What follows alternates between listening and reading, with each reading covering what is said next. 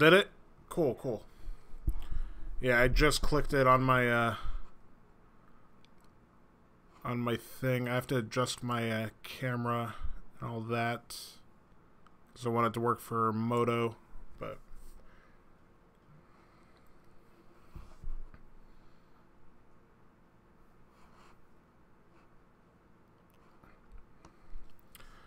are you watching it right now?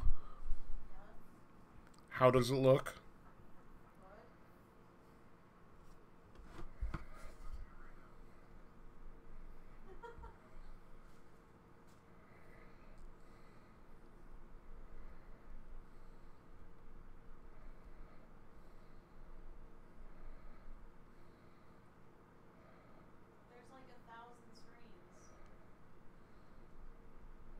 Yeah, I gotta like adjust it and put everything where it needs to be.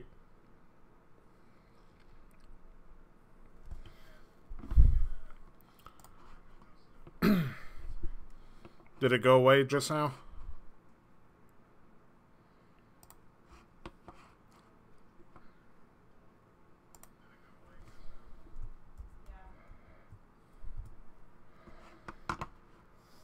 Alright, so the chat is working. Yeah, I just got my own notification that my stream is live.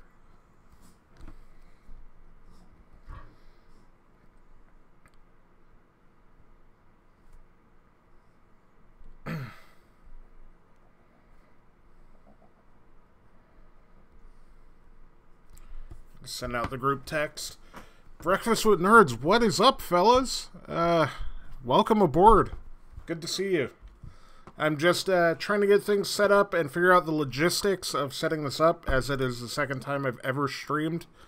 But we are going to Legacy Cube it.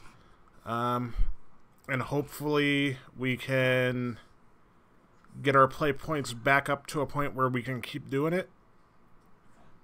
But we're going to at least do one cube this evening. And no pressure, but I expect all of you to help me draft. Kabuki included. Allison, you get a free pass. You don't have to help me cube draft, as you were sitting in the living room 20 feet away from me. But I'm going to wait until 11 o'clock to get the draft started. That way I can give people some time to get in here and try to figure out how the stream's going. If anybody can let me know how things sound and look, that would be delightful. Meanwhile, how's everybody doing tonight?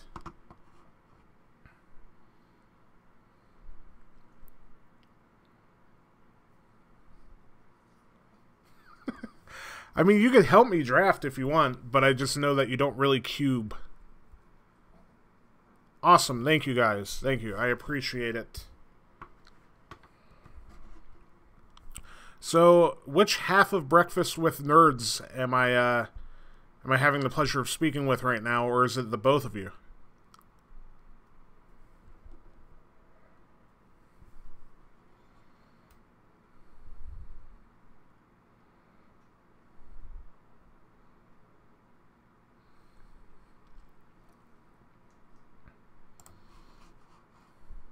Randy, what's up, buddy? You guys are killing it lately. It seems like your channel's growing quite a bit, and it's really cool to see. The vlog that you just made from the podcast that you were doing, the lore podcast, was really cool. You guys do this thing called editing and putting time and effort into your videos that I don't. I just sit in front of a screen and talk and don't cut anything. So you guys are doing it right.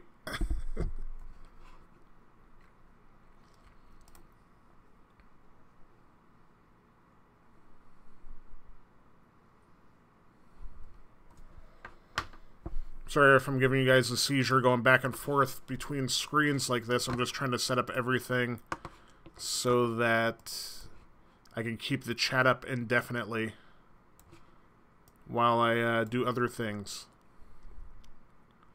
I saw the Deck in a Box video. I meant to comment, but I did this thing where I wake up randomly way too early before work, and I'll watch a few YouTube videos till I fall asleep. So I watched it before I was completely awake to be able to write a coherent comment on it. It was really funny, though. I'm a big fan of The Lonely Island in general, and I appreciate the parody. I know it's like very few people that are doing like pop culture referenced parody in Magic content. I know like I think you guys and like Tasty Snackies has done a little bit, but it was very very entertaining, very well done, and a pretty easy parallel to figure out like the lyrics or whatever. But I can't believe nobody thought of it until you guys did. So you guys win the race for comedy and Magic. I guess in the meanwhile, we could pull up the Masters 25 full spoiler. I didn't make the final video for the spoilers of this, so we could chat a little bit about that now while we're waiting for the 11 o'clock stream. People seem to be complaining about this set, which I don't understand. It looks great.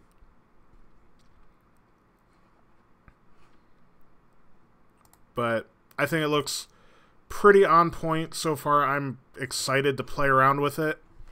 I'm considering playing a sealed PPTQ with Masters 25.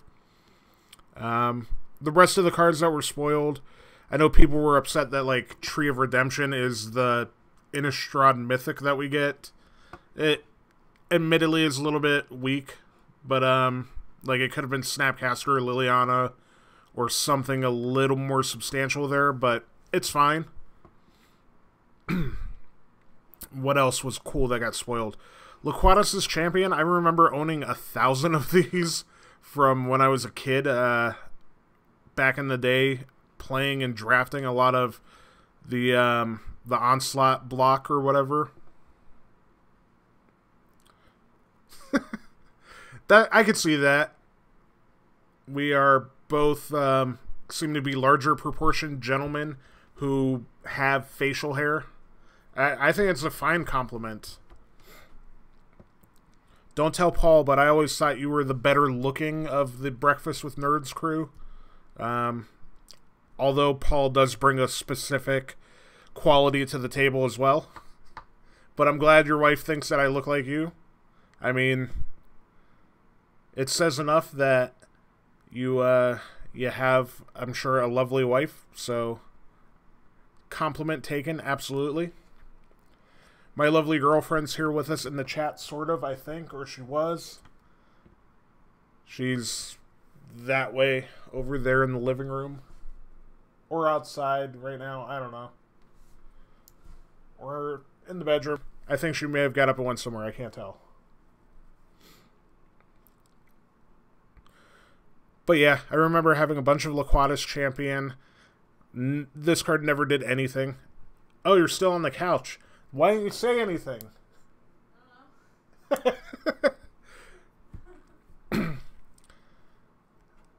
Allison, this is Randy with from Breakfast with Nerds in the chat, as you've seen here. I apparently look like him, according to his wife, which is fair. Hi. She says hi, if you couldn't hear. My friend Dave is in the stream. I don't know if he's in the chat because he is on an Xbox, I believe. Yeah, he's not in the chat as of right now. But that's okay. He's reaching out via text. Yeah, I don't know. I really like the set. It looks great. As far as play goes, that's crazy. Your wife's name is Allison? That's insane. Yeah, my lovely girlfriend, also named Allison. So apparently Allisons have great taste in men, is what we'll learn from this. Yeah, set looks good. I'm a fan of Courser. I think that's the right card from, what is it? Born of the Gods? Or is that Journey? I always get those set symbols confused. Eidolon's great. I've already talked about all of this ad nauseum. Rest in Peace. Some sideboard pieces that are not worth much, so when you open them, you're going to be upset. But foils would be cool. Of course, I'm encouraging everybody to pick up their playsets of Thalia. We are the same person. We both make YouTube videos, play Magic, and our significant others are named Allison. It's crazy.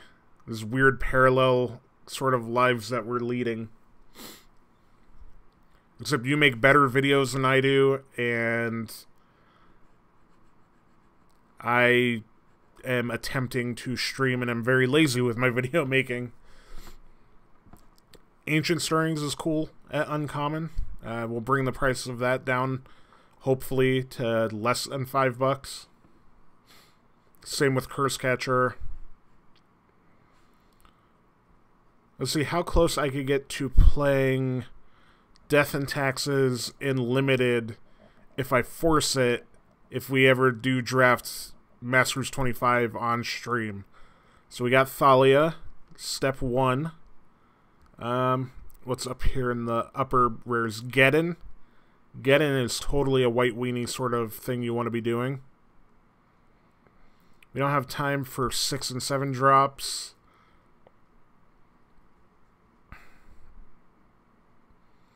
Luminarch Ascension, whatever. Make some dudes. Sure, I guess.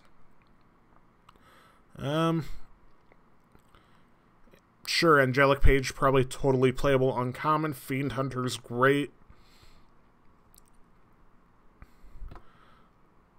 This Portal 3 Kingdoms dude here, really good. We get an Anthem. Firewalker's fine. Nyx Fleece Ram's probably fine.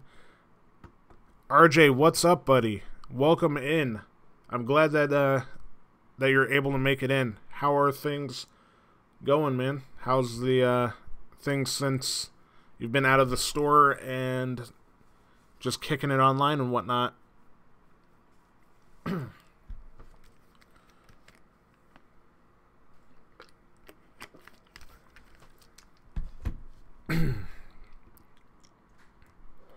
We're just going over looking at if we could draft Death and Taxes if we ever play Masters 25 draft. Swords, absolutely great at uncommon. See what sort of commons we have. Combat tricks are fine. I know there's like a pacifism effect in this format too, so that's probably good. Disenchant, good sideboard tech. 1/1 double strike, sure. If we have some number of pump spells or something to buff it up. Oh, we could totally play the we could just go for the obviously Savannah Lions are great, but Squadron Hawk, just squad hawk it up, draft like 100 of them. But yeah, I'm kind of excited for the set. I definitely want to draft it. I hopefully want to open up Imperial Recruiter over and over again. And maybe Jace too, but mostly Imperial Recruiter.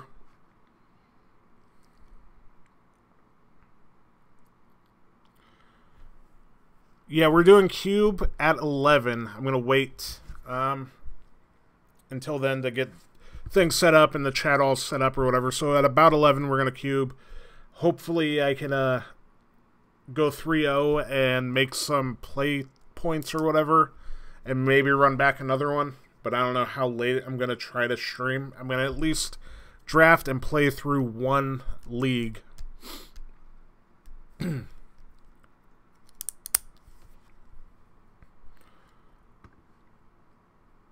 Are you going to the Masters 25 sealed PPTQ, RJ? And also, didn't you just have the RPTQ the other day? How'd that go?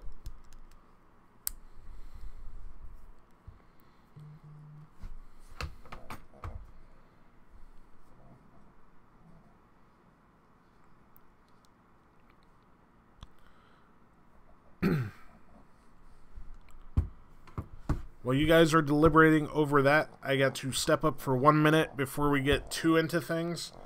So, folks, chat amongst yourselves. Give me just a second. I gotta go send off my Allison to bed because she has to wake up really early for work. So I gotta go say goodnight. It's the 8th of next month is our PTQ. Right on, right on. But give me 1 second, I'll be right back.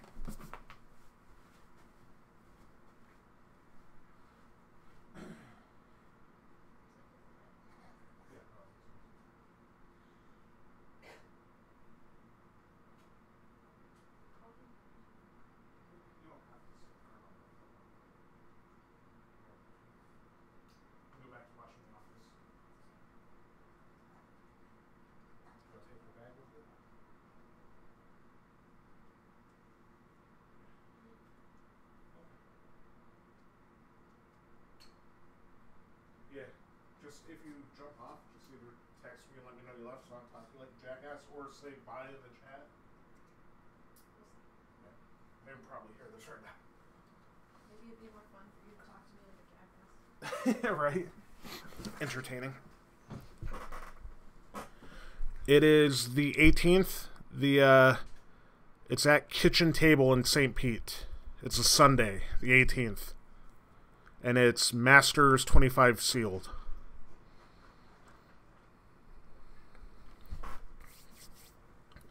And hopefully, come the 8th of next month, you crush that RPTQ and qualify. So finally, one of us gets to qualify.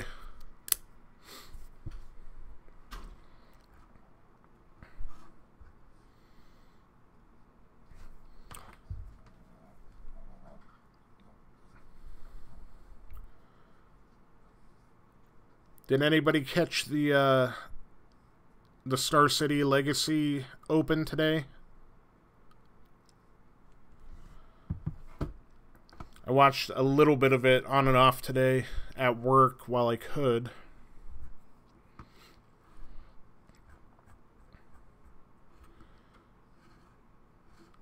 It seems like Grixis Delver is just what everybody's doing in Legacy. Which is, it's fine, I guess. It's bad for death and taxes, but yeah, it definitely would be pretty sweet. Which Pro Tour is it qualifying for?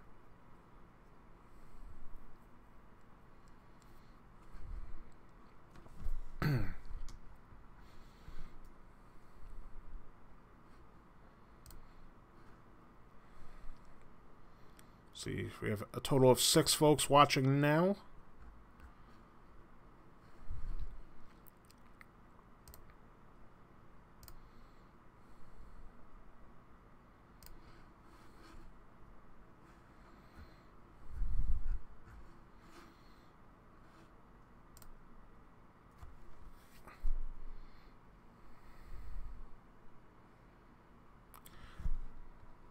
Yeah, the Abzan Maverick deck looks pretty sweet. There was another, I believe, Maverick player that got a game loss that resulted in a draw because he had see-through sleeves with Garruk Relentless, and the back of it was visible, and it was a one-of in his sideboard that he boarded in that specific match, which is a real shitty way to go down.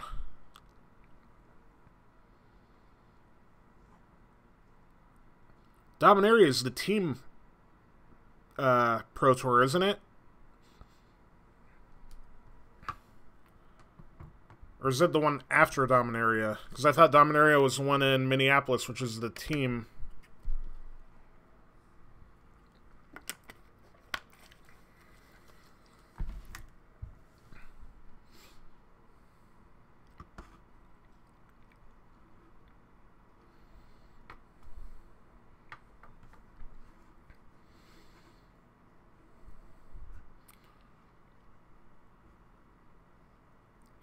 Yeah, the pink dragon shields get you. The sucky part is, like, they were in turns when they figured it out. I am located in Florida, Randy. I am in the Tampa Bay area of Florida, just north of Tampa by about 45 minutes. Right on, right on. But yeah. Aren't you guys somewhere in the middle of the country or somewhere up north, if I'm not mistaken? I want to say Michigan? For some reason. Or Indiana or something like that. Sounds accurate to me.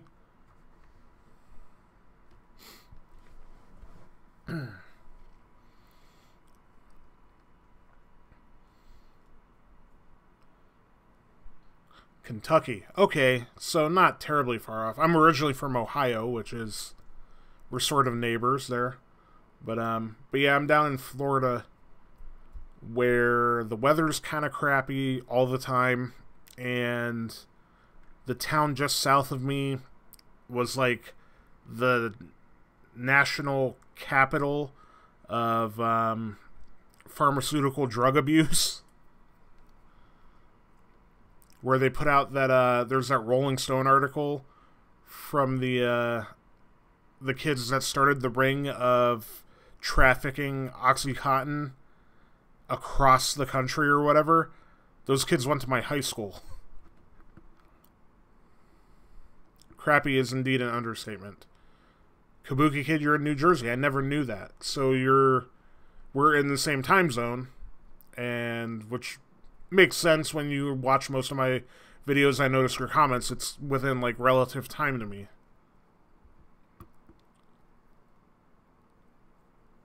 Was there a Netflix doc? I know there was a some sort of like one of those internet news sort of sites posted of some sort of a interview or whatever. Yeah, I'm super a night owl. Too much of a night owl. I generally can't get to bed before like 3:30, mostly because I don't have to get to work until noon, and I work until like 9 or 10 at night most nights. So by the time I get off of work, I come home, I get dinner, and then I'm just kind of like hovering around, not terribly tired yet, but not like awake enough to be outgoing and do stuff, and it's also too late to do stuff. So come home, eat with the lady, watch some Netflix or hang out, walk the dogs, and then it's time for bed. Yeah, I work like, I guess what would be considered first and second shift, or like a weird in-between shift between those two that covers most of those two.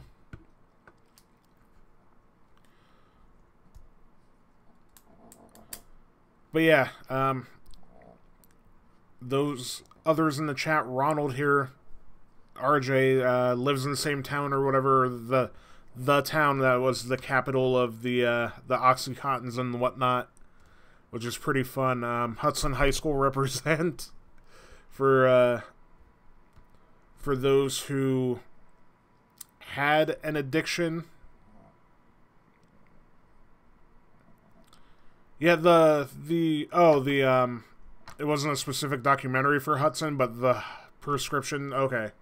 Yeah, the kids that started it went to Hudson. I actually, like, the older brother of the main kid, who was also involved, was in my graduating class. So it was his younger brother who was a year or two behind us, who I didn't know directly, but, like, had gone to school with and had seen in passing. And then one of his friends, yeah, I think they were, like, 2 years behind my class, were, like, the big core of it that kind of started it all, because the kid that was in my class went to college in Tennessee and was basically running pills from Florida to Tennessee and distributing them at that college or whatever. I think it's University of Tennessee or whatever. So that's our town's claim to fame, which is sad. It's really sad. It's not like, oh, we have this really neat art community, or, oh, this very historical figure that did a lot for the world came from our town. It's like, nope. We got pharmaceutical abuse and like the origin of it or whatever. So, but let's see, what time is it now? Is it about time to start? All right, 10:54. Think I can give it a few minutes, maybe, to see what's what.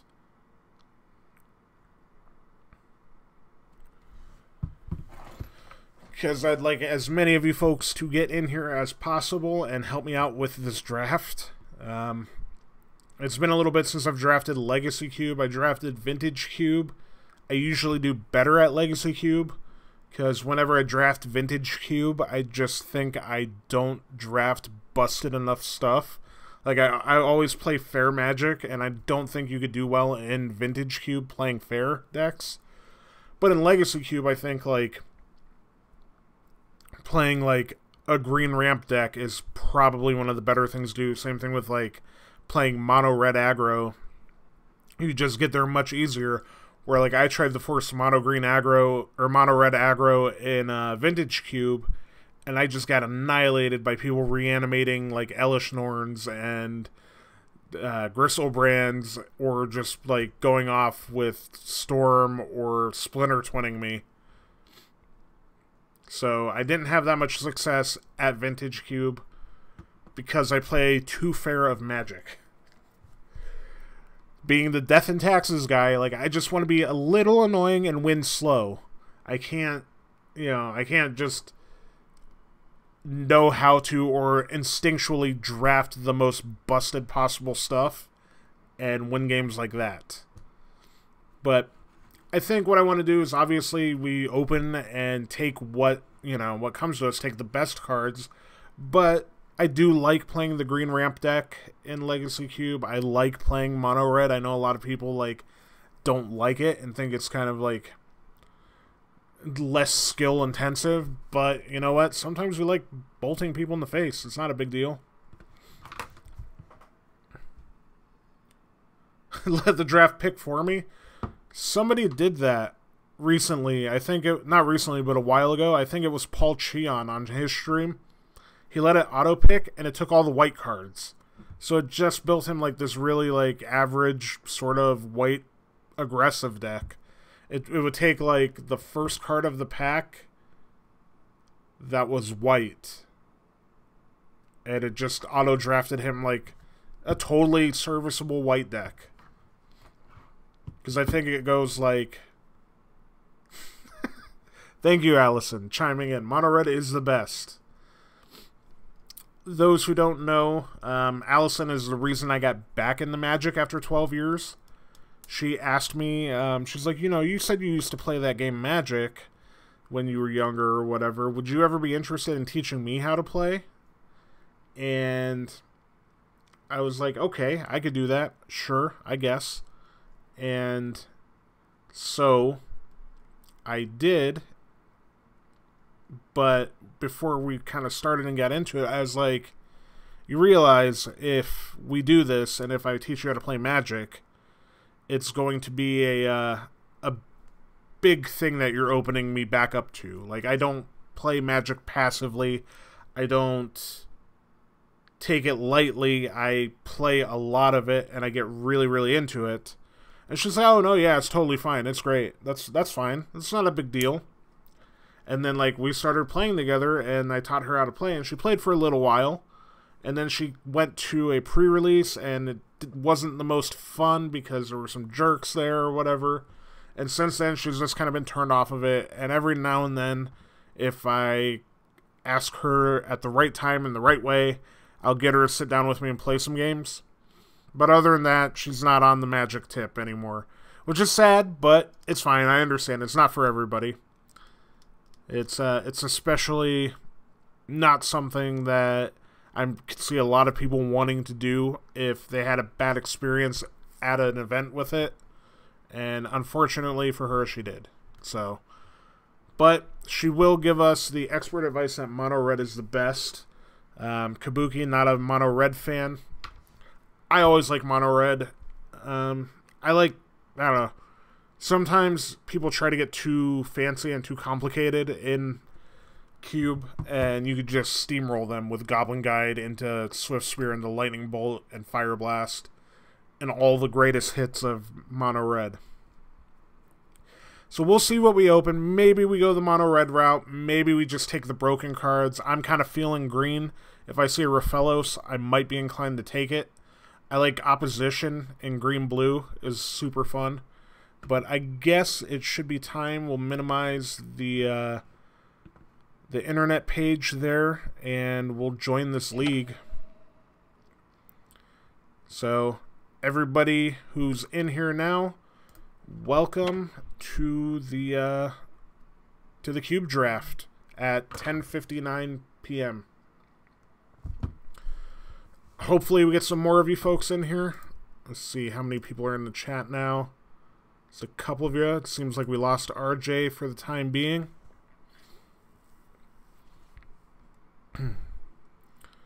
But let's open up this queue and let's see. Unless RJ just left to jump in the queue at the same time, which would not surprise me. Thank you, Allison.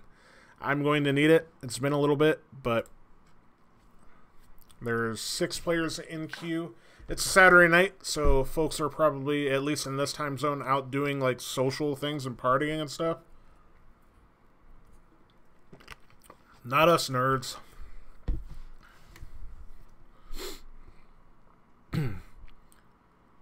Yeah, cubes just like take the good cards though. You don't have to be a legacy player to know that like doing broken things with Gristlebrand is good. Or whatever the card. Alright, so we have an Inferno Titan, which is pretty nice. We have a Mana Dork, Nature's Lore, Wood Elf, so we have some rampy stuff. We have Muldrifter, which is pretty solid too. Drawing cards is pretty sweet.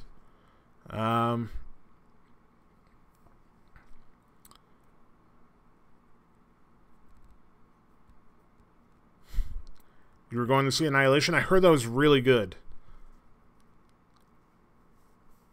Pick Muldrifter. Alright. Take the land always? Really? Which land? Catacombs? I don't know. I'm kind of leaning on Muldrifter, and Allison being the expert Magic player here. Like, I could take all the lands and then just play the busted cards, or I could take Muldrifter, draw cards, or I could take, like, Avacyn's Pilgrim's a serious consideration. Alright, we're going Muldrifter. The legendary one. You got outvoted. We went Muldrifter. Okay, so do we really early pick Deceiver Exarch and just hope to twin people? That's the thing we could do. Chandra Flamecollar's not exciting. Flamecaller. Nightveil Spectre, not great. Verdant Catacombs, fetch lands are good. So RJ says yes, we force twin. Alright. Well, I guess if we take Exarch, we could wheel, like, something. Bob, maybe? Something? I don't know. Do the green dude that looks like a fat lizard. Oh, Hoof? Hoof would totally be fun. Combo. Alright, we're going Exarch. Hoof is always great, though. Do we take Manowar and maybe go Tempo? Or I don't think we want a sword. Dark Dwellers is interesting. I kind of like Dark Dwellers, because even if we're just a Tempo deck, it allows us to do stuff and rebuy stuff. It is sad to see Hoof go by. I originally wanted to try to force ramp, but Muldrifter into Exarch is pretty solid. Into Manowar I think is pretty good. Otherwise, disallow.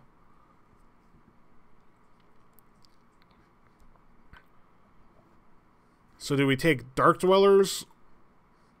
I don't think War and Peace is that great. Manowar could wheel.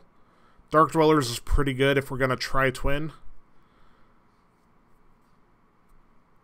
Yeah, Hermit's green's super open. The player after me is getting all the green cards and living life. Alright, we're taking Dark Dwellers.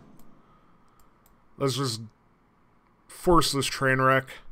So we have Ponder or Venser, I think. Light and Shadow's cool, but again, if we're not gonna get a Stoneforge, I don't like the swords.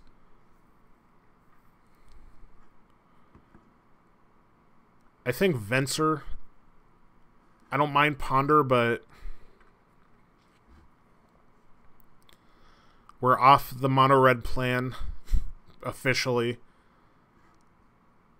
Tooth and Nail super good with the Hoof and the Deranged Hermit we just passed.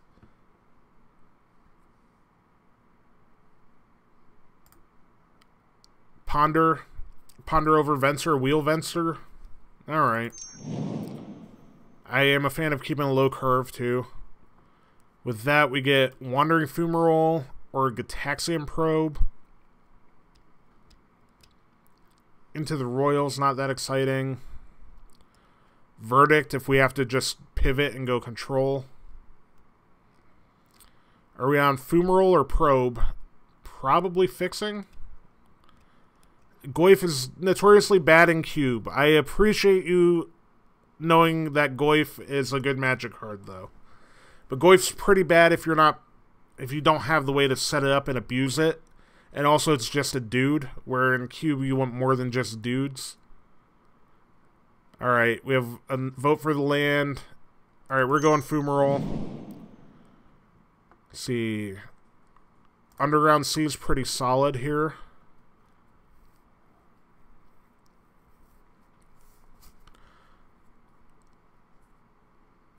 Alright. Yeah, I think Underground Sea it is. Like, push is fine, but if we get a fetch, we could fix a Black Splash easily.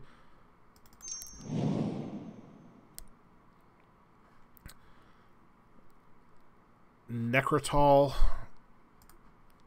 Ultimate Price. There's not a lot for us here.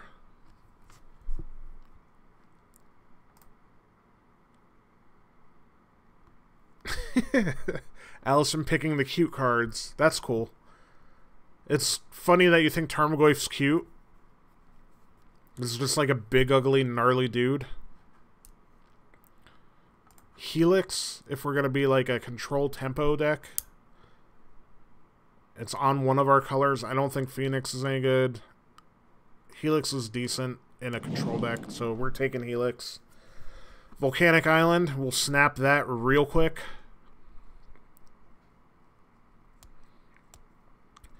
Ship sailed on Necro, sorry. But we're definitely going to take Volcanic. Here, we're back to our first pack. I guess Roast is probably a fine card. If we have to be a control shell. I don't think we're going to Desecration Demon anybody.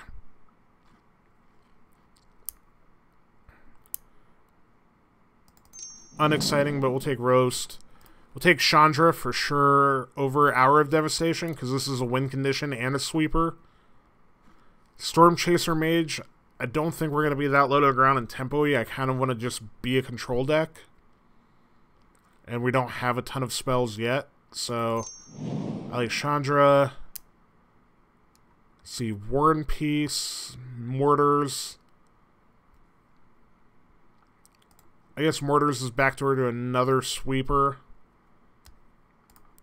War and Peace doesn't do a lot. Stomping Grounds. I guess Stomping Grounds the pick here. Yeah, we'll take Stomping Ground if we have to splash green. I guess we take a Dark Petition.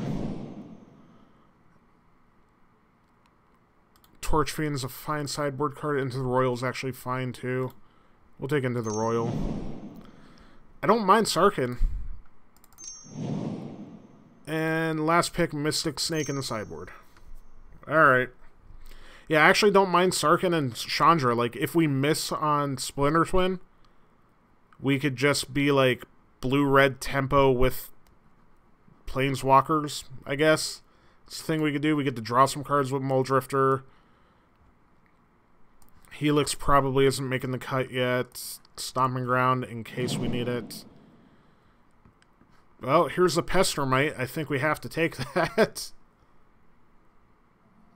Yeah, blue doesn't seem entirely open, but if we get the right blue cards, that's what matters. I think if we take Pestermite, we could wheel out of this pack. See, Watergrave's going to get taken quick. We could wheel, like, Collective Defiance. Seems fine. Green is getting super hooked up again. But yeah, we're on Pestermite. That's the easy pick. We take a Cryptic, I think, and hope to wheel, like, Sower of Temptation.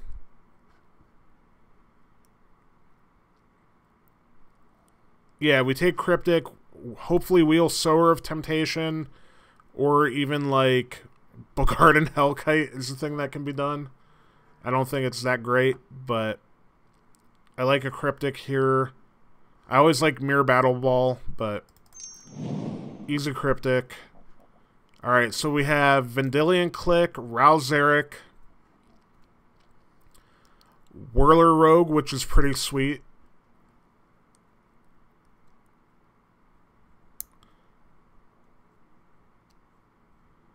Sure. Yeah, I mean, I guess Sower's really good too, but I guess I like Click here if we're going to tempo out our opponent. I don't think Ralzeric's going to go early. I think Click goes before Ralzeric, so we could wheel that. Worst case scenario, we don't wheel anything great and get like a Whirler Rogue. But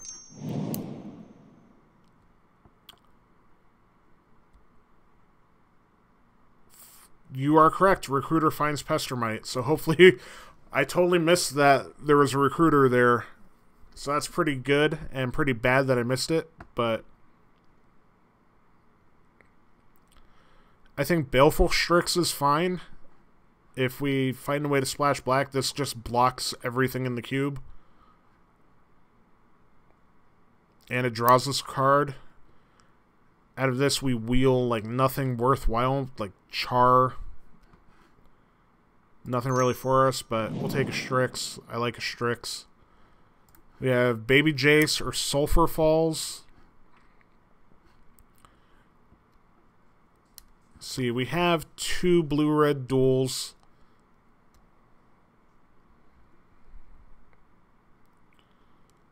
I know we could have had a really gross green deck. It's stupid. It's so stupid that I was like, oh, let's just Muldrifter pick one, pack one, but it is what it is. I'm taking Jace. I like Jace. I don't mind Obstructionist. Firecraft is fine too. Cards with flexibility and flash, like we kind of have like the Click, we have the Exarch, we have the Pestermite, we have the Obstructionist. So we got a lot of flash and a lot of flying. We were not taking Jackal Pup. I have to put a hard no on Jackal Pup. I know it's the cutest of the bunch, but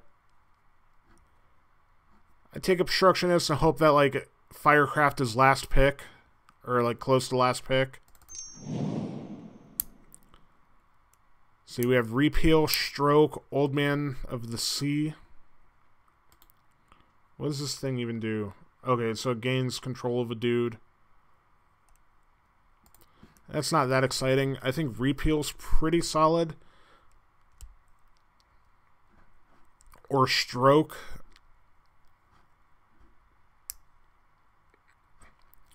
We're kind of doing the tempo thing a lot. Neither of these get Dark Dwellers back. Yeah, I agree. I think it's Repeal. I don't think we're a Delver of Secrets deck. Chromatic Lantern. I like Chromatic Lantern, I guess. That fixes our mana indefinitely. It also ramps us, so we can maybe go from 3 to 5 quickly for Dark Dwellers and Sarkhan. Seems fine. Yeah, I don't think we're gonna Delver here. Collective Defiance.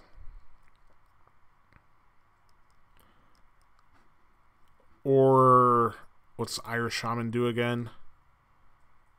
Okay, so it just has a one-time, like, Chandra Pyromaster effect. I think I like the Defiance here.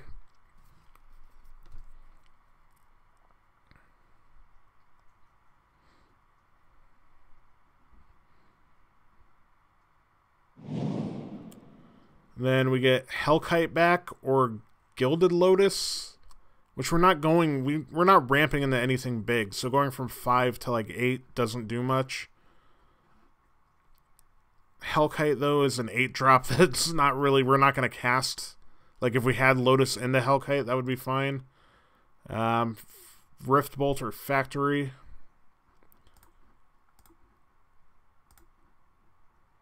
I guess we'll take the Lotus.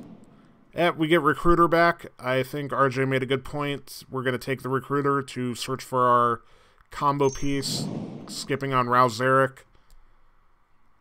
I guess we take Char to be on color.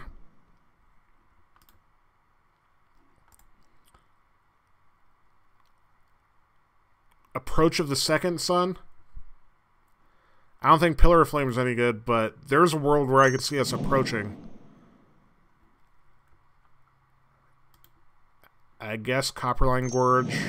And we get Old Man of the Sea back, which is unexciting, but maybe playable if we need to do that thing. Alright, so gifts. Liliana Vess, Rekindling Phoenix, Wormcoil, Dreadbore, Harbinger, Force Spike. Are you drafting at the same time, too?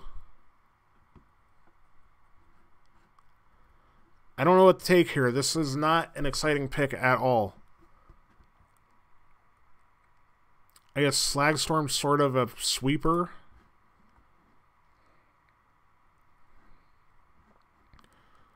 Yeah, there's nothing exciting in this pack at all. Wormcoil is a consideration, I guess. If it doesn't make the cut, we board it in. Phoenix.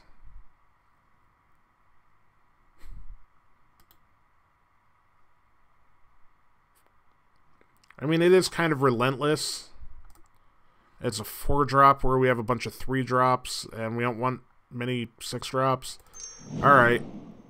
Talk me into it, RJ. It is hard to kill. Impulse seems really good when we're digging for a combo. We don't have anything to ramp with, though. We're not ramping into anything, actually. We're just casting our spells on curve, hopefully. I think we snap off an Impulse here, and maybe we'll... I don't think Flame Tongue's that good or exciting. Incinerate's nothing exciting. Like, Mind Stone's not anything... Yeah. We Impulse there. We get Preordain or Icefall Regent. Also, Badlands gives us black mana. Manic Vandal's good for sideboard. Solemn. I don't know if Mana Drain's in Legacy Cube. I'm pretty sure it's not. Thanks, Allison. Preordain. I think cantrips are probably good. If we take Sneak Attack, we could just hopefully just luck into an Emrakul, but I think we'll take the cantrip. Alright. I love Keranos. There's the Emrakul right after the Sneak Attack. Are you kidding me? Are you seeing this? I was like, yeah, maybe if I take Sneak Attack, we just luck into Emrakul. Well, we're not doing that. It's Keranos or Frost Titan here, I think. Yeah. Jesus. Just... I had to say something about, oh, maybe we just grab an Emrakul at random. those cards had to be passed through 2 other people before me. That's insane. Somebody's getting the hookup on the Emrakul deck here. I think I take Keranos over Frost Titan, which is what I did anyway. I like Tamiyo a lot. Tamiyo's pretty sweet.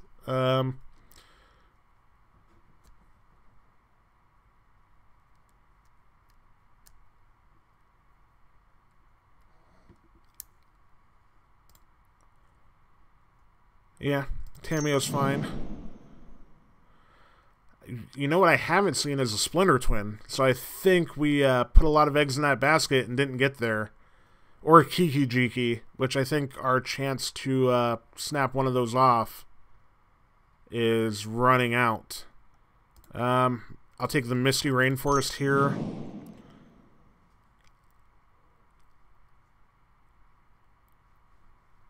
Okay, we got the wrong half of the combo again with Resto.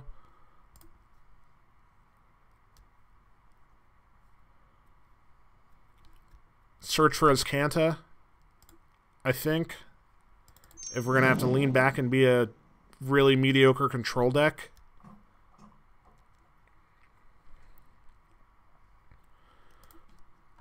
Four-mana Chandra is not exciting, but it can win you games. Other than that, I don't like Part the Water Veil, although Part the Water Veil plus Planeswalkers is okay.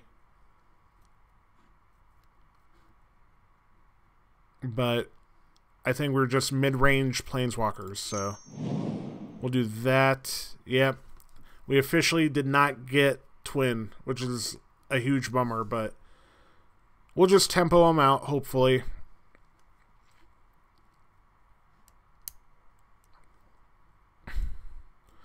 I guess Harbinger has, like, pseudo-flash.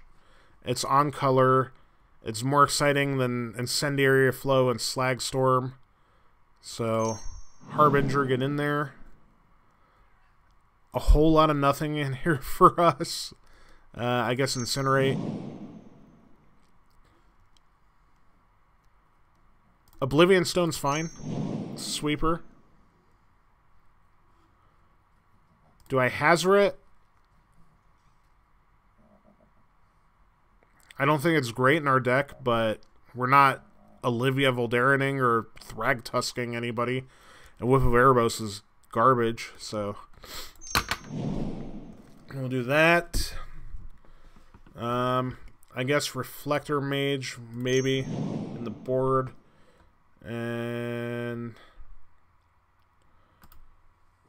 yeah, sure that. And Pernicious Deed, last pick. No respect for Pernicious Deed.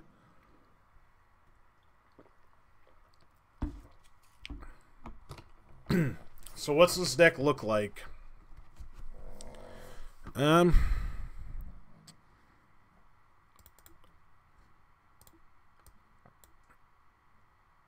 our lands out here. So we gotta cut. I think Old Man of the Sea is underwhelming.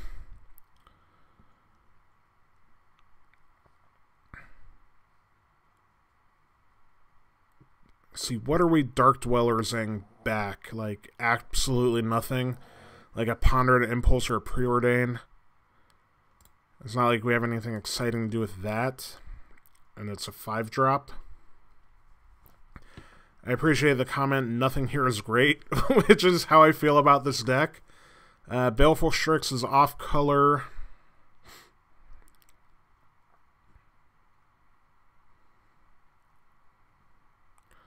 I don't know if I like Gilded Lotus in a deck that doesn't have a payoff to use it on.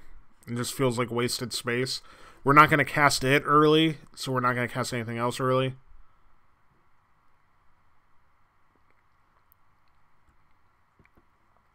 I know what you meant, Kabuki. I was just joking. My overall sentiment was this is not great. Without the twin combo, Imperial Recruiter is just a dude that gets another dude.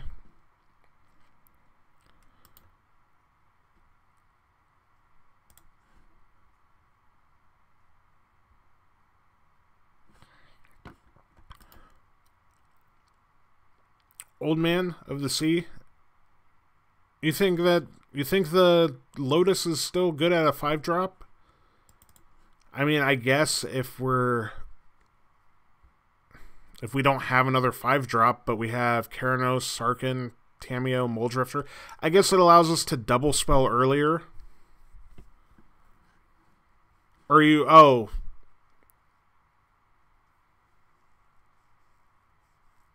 What are you talking about for targets?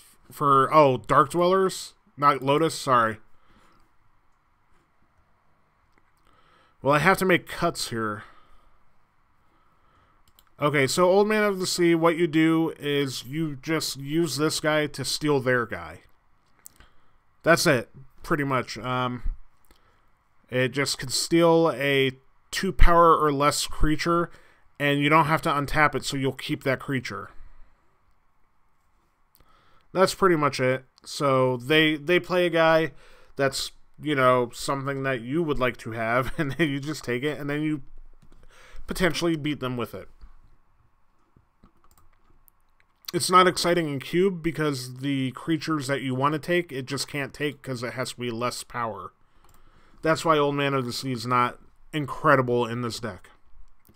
Yeah, we keep all cantrips. I won't ignore you, it's fine. Yeah, we definitely keep the Ponder, Preordain, Impulse. I don't mind Into the Royal. It just helps us tempo a bit. Char's not that great, so I could see trimming that. What are we old manning, though, in Cube?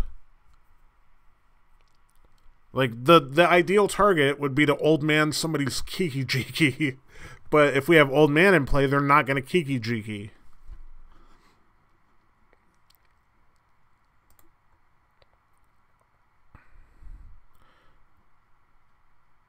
I think we could cut Hazoret. Yeah, I agree with the Lotus. Alright, so we're at 26. Do we trim Incinerate or Defiance, maybe? I mean, I guess Defiance is pretty decent modal card. It gives us options. It'll let us refuel.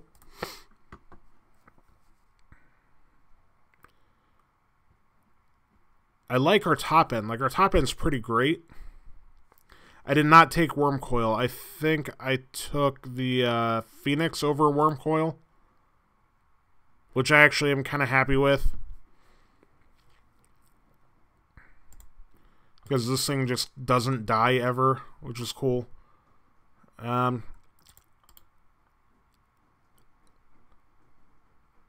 See, Obstructionist doesn't seem that great. I mean, it has, like, Vendilion Click stats, but its ability's not incredible. Harbinger, I could see shaving.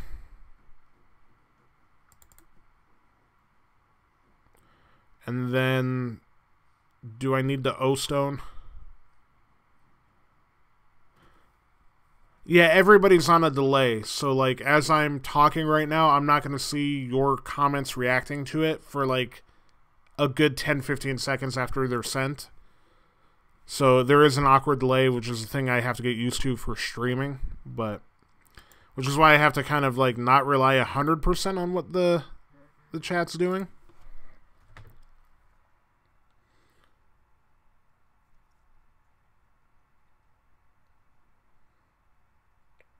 I just got your text with your pictures. Your first 3 picks. Okay, so you got there on Twin. All right. So you got the good stuff for Twin, and but I could see the rest of your deck isn't as exciting. But no, you're probably going to Twin people out. And you got Zealous Conscripts. Now you're good, man. Your deck's way better. Royal and O-Stone. Yeah, I guess I could see that. So we trim those, and then we're at 22 playables, which is probably fine. And then we're playing Fumarole, Volcanic, we'll play Misty, Underground Sea for reasons, I guess. If you want to see that almost hoof deck, you should go find a better Magic streamer than I am. Oh,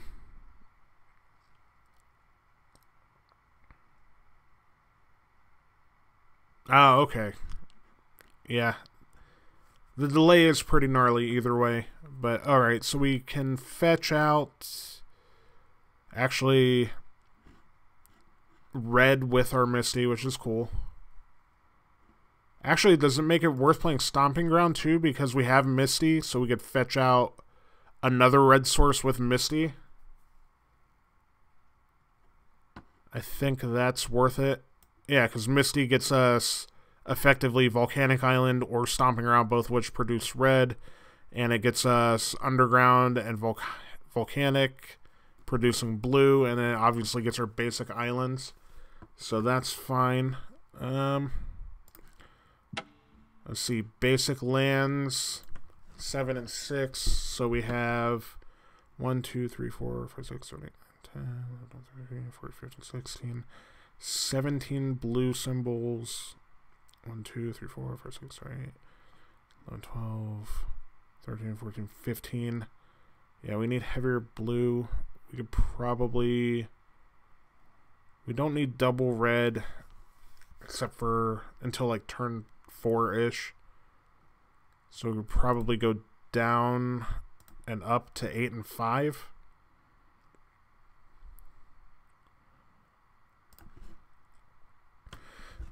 So let's see. We have 1, 2, 3, 4, 5, 6, 7, 8, 9, 10, 11, 12 blue sources.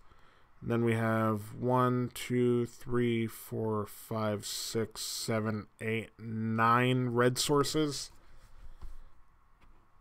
That sounds about right. I mean, the other option is trim an island for a mountain, but I think having Cryptic Command is going to want us to play more islands.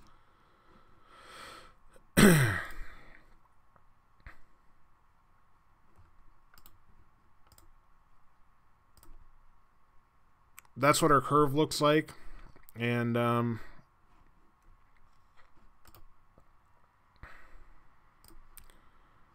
yeah, I mean, it's a blue-red tempo deck. And the fact that we have Exarch and Pestermite, neither of them are that great, but they're going to make people play around Twin, which is great. Like, even if I flash in Exarch, tap down somebody's dude on their end step. Yeah, it makes sense. Okay.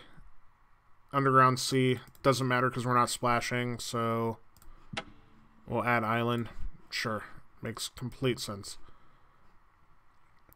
But yeah, so like, if I flash an Exarch or Pestermite on an end step, tap down something, and then go to untap, like, it becomes a lightning rod for removal. Wasteland is in the format, yes. I passed a Wasteland.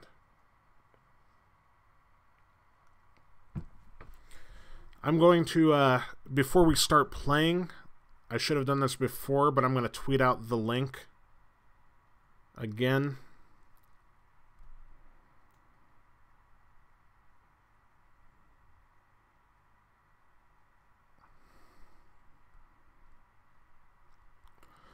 But yeah, like, the whole, like, oh, they think that I'm going to twin them, so they have to spend removal spells on very mediocre creatures is fine with me. So, it is what it is. We didn't have the ideal deck, but I'm going to put a Facebook link up of this too.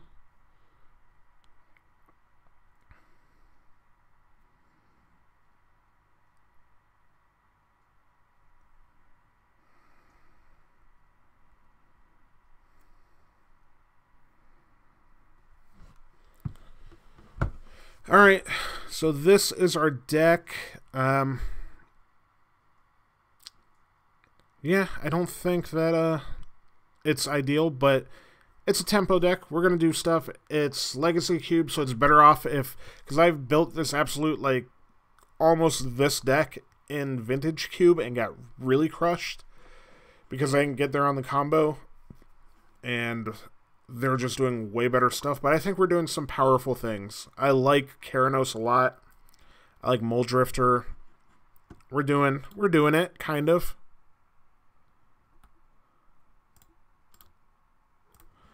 But I guess we should go ahead and play a match of Magic then. Save the deck first. And yeah, let's play round 1.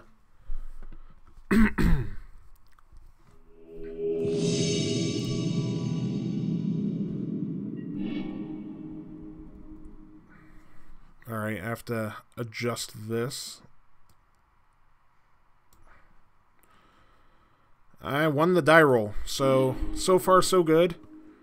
Alright, we have fetch land to get 1 blue source, into Ponder on turn 1, and then we can Collective Defiance as soon as turn 2, and we have Cryptic that we're never going to cast. So that sounds like a snap keep to me. Sure.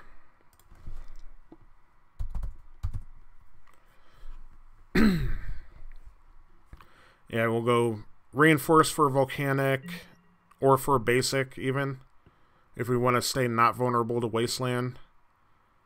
Because we have all the red sources in the world, so...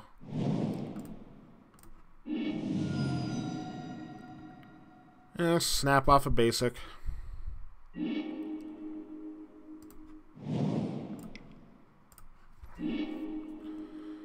Alright, we're going to shuffle this, because this is all garbage. And draw a land. Here we go, guys. But it's an island, at least, on the upside, so we can Cryptic sometime in the future.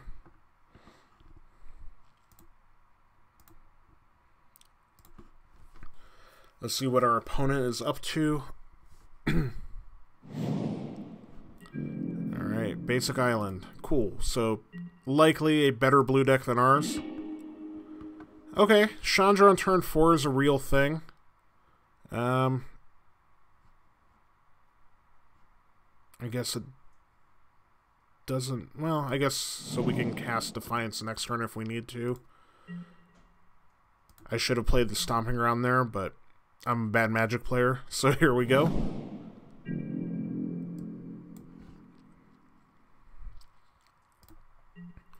And our opponent's just playing Land Go.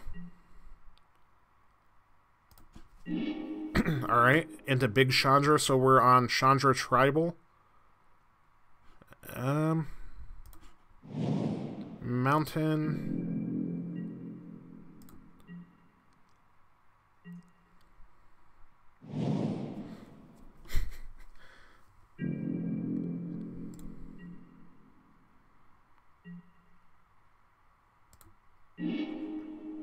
Alright, Rekindling Phoenix. So, do we lead with Chandra or Phoenix? It's a fine question. I think we want to start trying to look at some more cards, so we'll just cast Chandra into open mana and get it mana leaked or negated. Sure. Alright, well, that happened.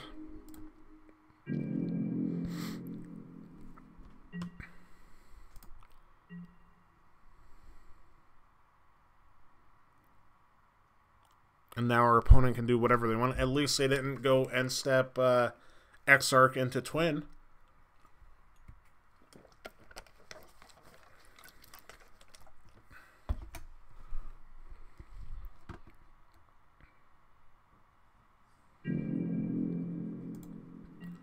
Our opponent stuck on lands, perhaps? Which is good news for us.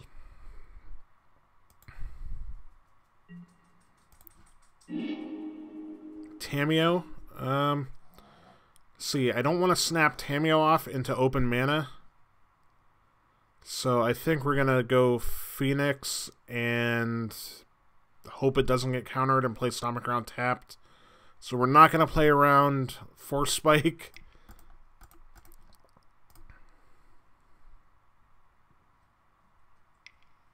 Yeah. Mana leak. Force.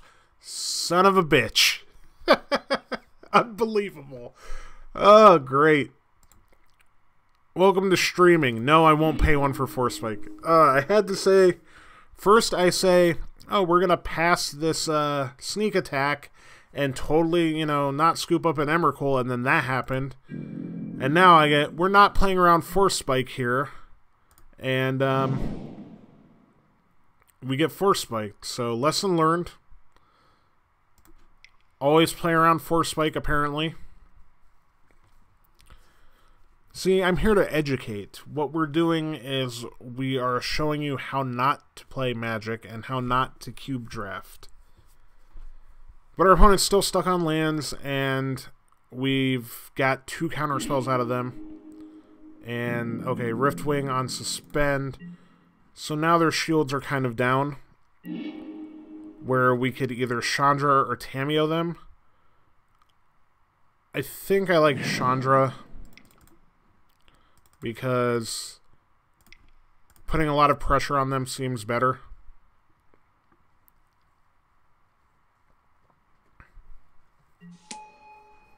Yeah, see? Here we go.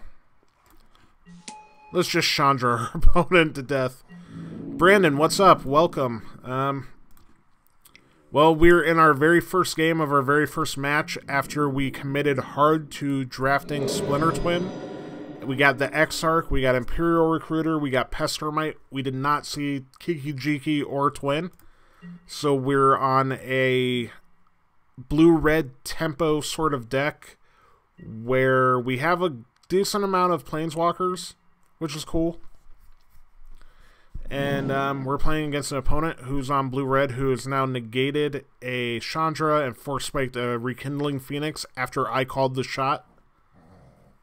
So I was like, I'm not going to play around Force Spike here by by shocking with my Stomping Ground, and then I got Force Spiked. So it's $10 for cube on Moto, 10 tickets.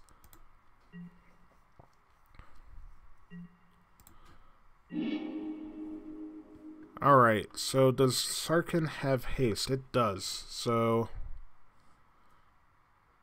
do we jam Sarkhan into a bunch of up mana? Or do we just keep attacking with Chandra and do something post-combat? Probably. I think it's worth not getting our Sarkhan countered to just try to make him deal with the 3/1s. And then just go to combat. And then if he does anything during combat, post-combat, we cast Tamiyo or Sarkhan. But he's taking 6 a turn. Next turn, if he takes 6 again from Chandra, I could just Collective Defiance him to death. Which I could actually do now to be mana efficient, since I can't cast Cryptic anyway. And, seems underwhelming. I'll just do it post-combat next turn. I think I'm going to cast nothing and just pass it along. He's going to have to do something. Alright, he's going to Cryptic, bounce my my Chandra, and I can't Cryptic back. Alright.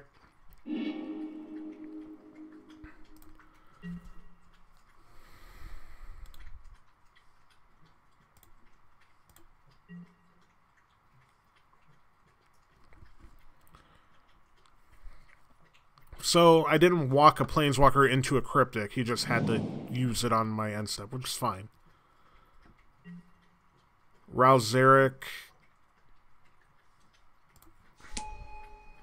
Not the most exciting Planeswalker. See, this turn, I can Chandra, kill Rouse Zarek.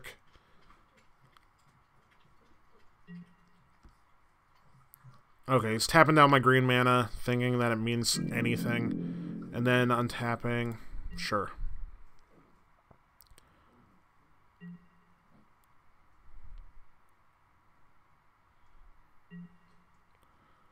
Alright. Play a land. Now here I can go for Collective Defiance, deal 4 to him, and hold up Cryptic. Doesn't seem great.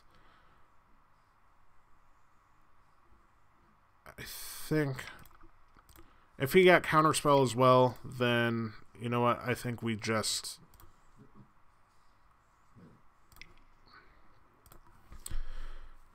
We have 2 other great Planeswalkers for backup. Okay, so he has Counterspell as well. Sure.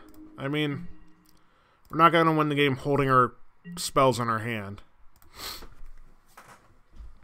So now he's a little bit ahead.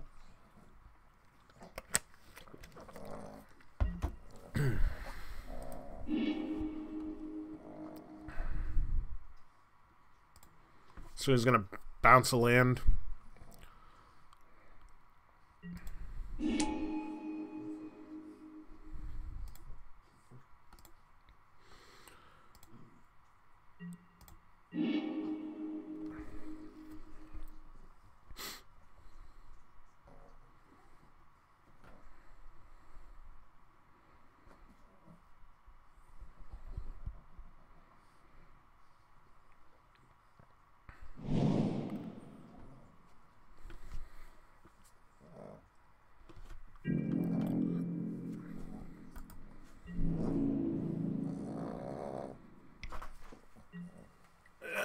I got my pupper here on stream.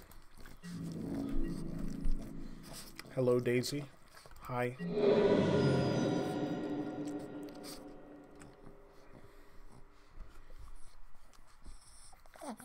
She always, whenever I'm sitting at the computer, she just comes and, like, puts her legs up on the chair and is like, hey, pay attention to me. Pick me up.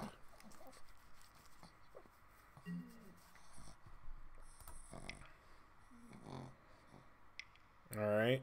Tapping lots of mana here. Oh, he has Keranos. Awesome. So we gotta kill him pretty much now. Or soon. Exarch. Not gonna do it. So let's see. We play Stomping Ground.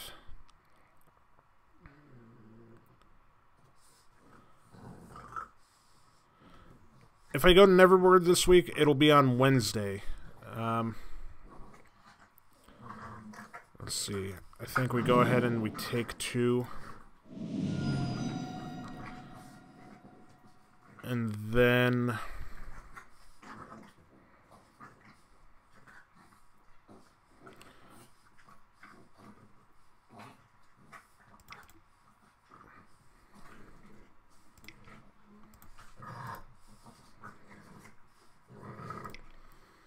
we're just going to go for Sarkhan here.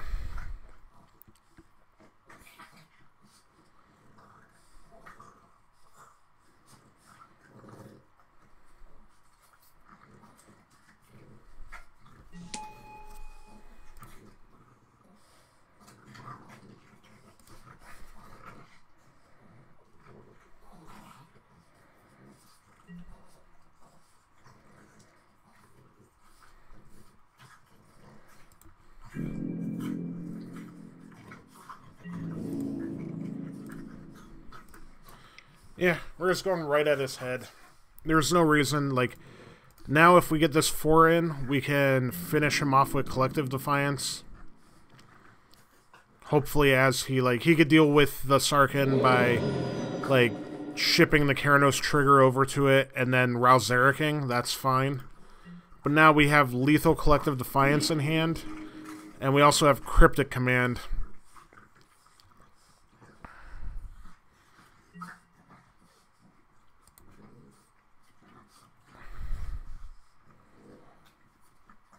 We can also bluff him with the Deceiver if we wanted to. Oh, he just went straight at my dome. Are we just dead here then? Because he's tapping a lot of land.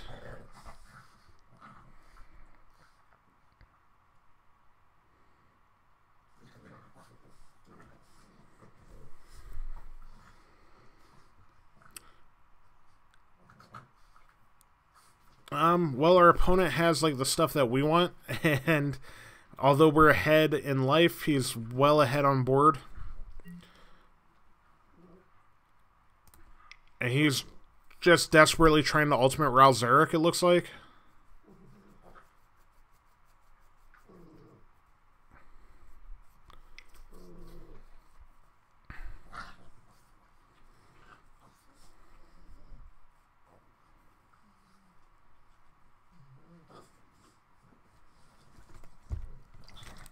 Alright, tapping 5.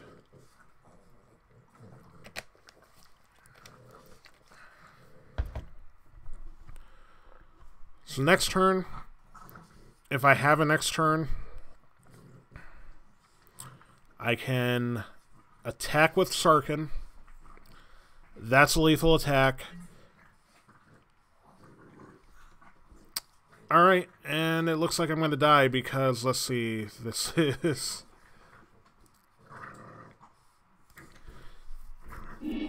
Yeah, I think we're just dead here. Because he's going to attack for 2... Put me to 10, and then ultimate Ral Zarek. And then he has a Keranos trigger also. So yeah, put me to 10.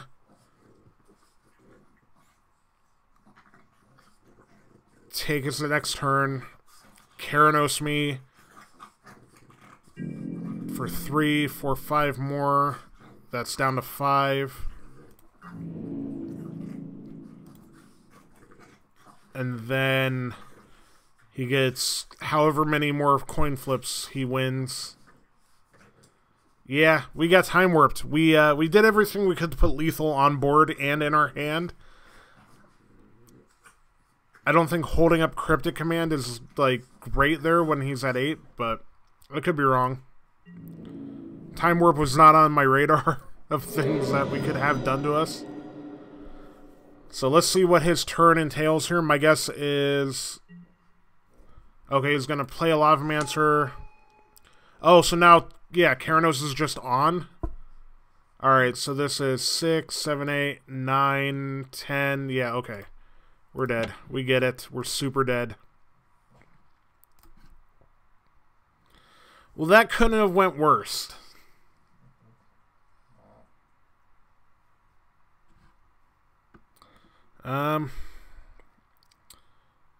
What do we want against him? I mean, if we could cycle this and, like, stop a trigger, that's a thing. Just try to out-tempo him and be faster. We didn't show him Exarch or Pestermite, so he's not going to be playing around Twin, unfortunately. He's not playing a lot of permanents to bounce with Repeal.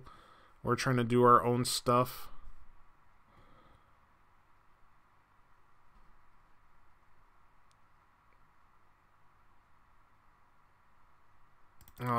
Defiance felt pretty bad, though. Alright. Well, that couldn't have went worse. We were ahead and doing well, and then our opponent crushed us. This hand seems great, though. Turn 2 search into Exarch Chandra. We have lands, we have spells. We can hopefully resolve a turn 2 search for his Kanta. Although he has 4 spikes, so it might be worth waiting till turn 3.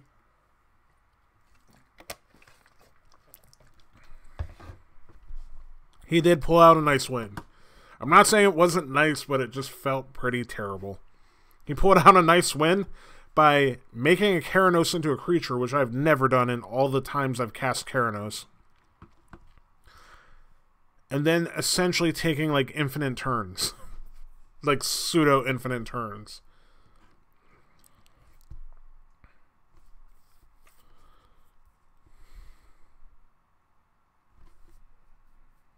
It wasn't a bad game, though. It was pretty fun.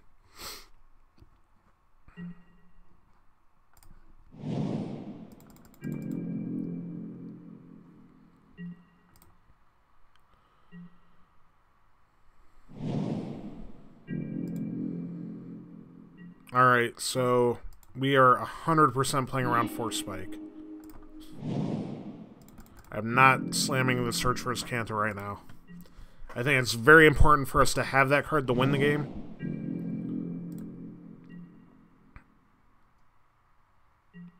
He also has a negate, so he could just straight up negate it here, but I don't think it's worth holding it. So we could play around Force Spike, we can't play around negate. He has all the counters. We have, like, Cryptic Command, that's it.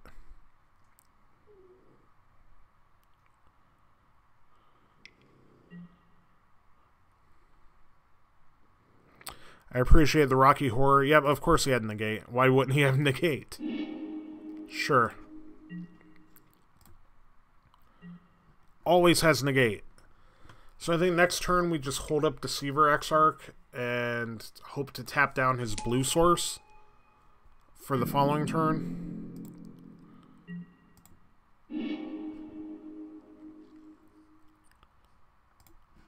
And we're going to hold up Cryptic as well. So if he does something worthwhile, we Cryptic. If he does nothing, we, I guess, Deceiver's blue source. Now he has another island. Great. And then play Chandra. Lavamancer getting into the red zone. That's fine.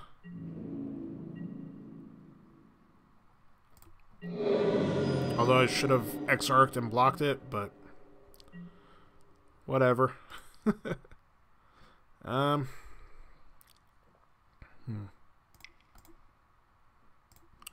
Let's make him freak out. Because he thinks he's getting twinned right here.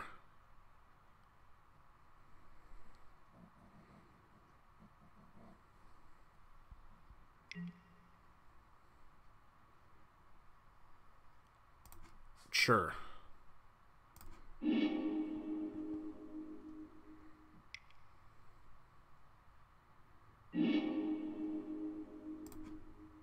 Alright, well, he tapped himself out.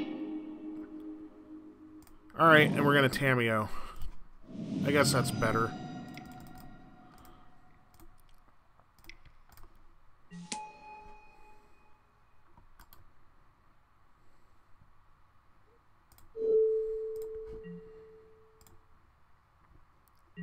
And we'll just lock down the Lavamancer.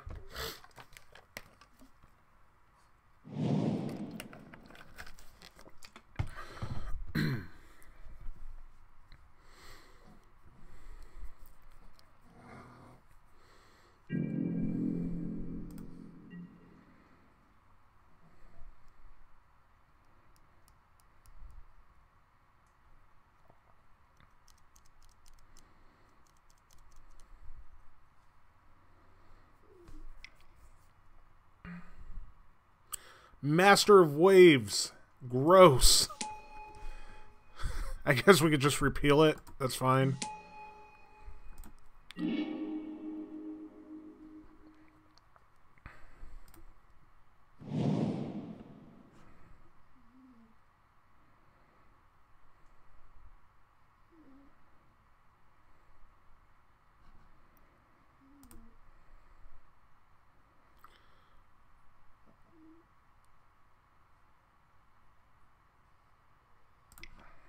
Yeah, he's tapped out. I think we should just play ahead of him.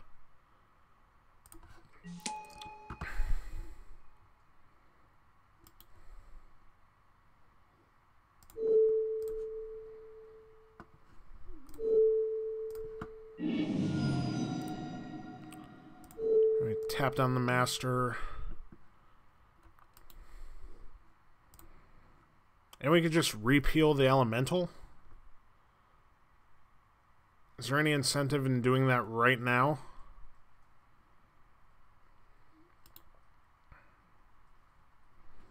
I guess not. We let him attack with it, and then we just kill it with Chandra and hold down the Master and save the repeal.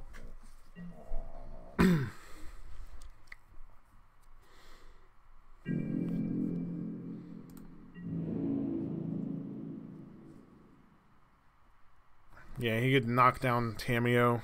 That's fine. Yeah.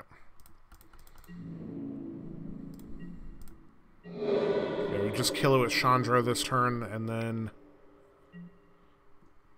Yeah, you get Chart, of course, that's fine.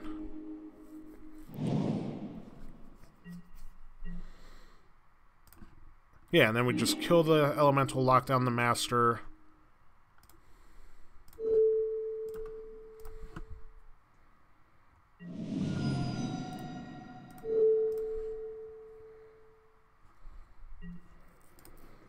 Then we just hold up Cryptic Command and repeal for the rest of the game.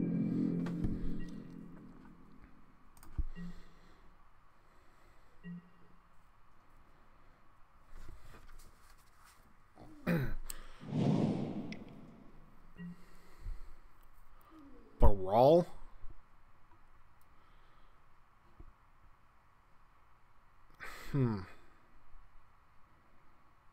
That's fine.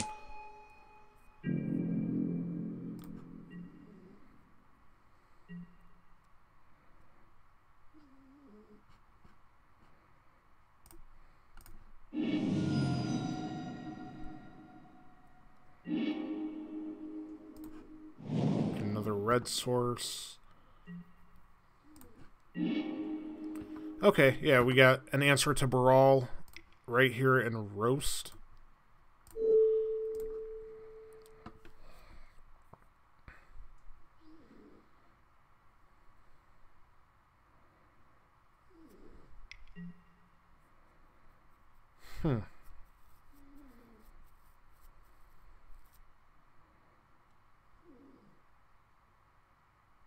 Alright, we let Roast get counterspelled. And he gets to draw a card, which is the Rubbins, but that's fine.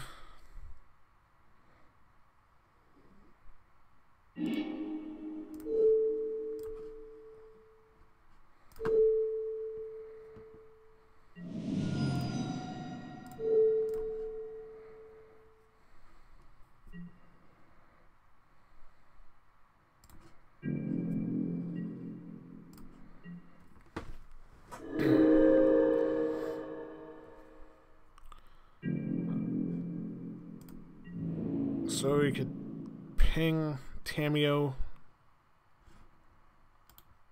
or hold it up. Oh, that's Chandra.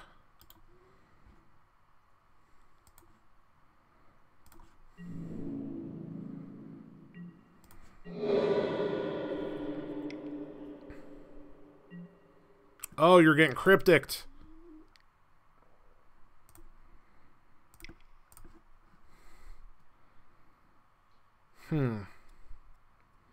Counter bounce, counter draw. We counter draw.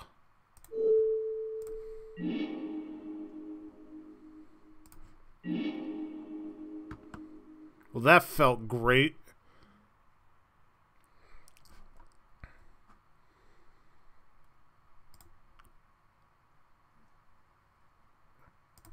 This is 0 Chandra.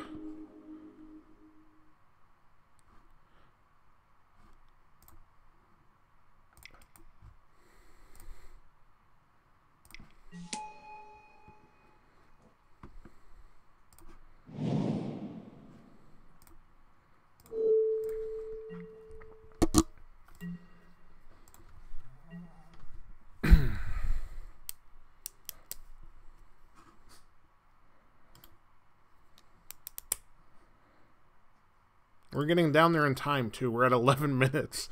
So, we've still got to kill our opponent and play another game of Magic. Cloudskate. Ugh. Alright. So he gets to bounce our Tamiyo.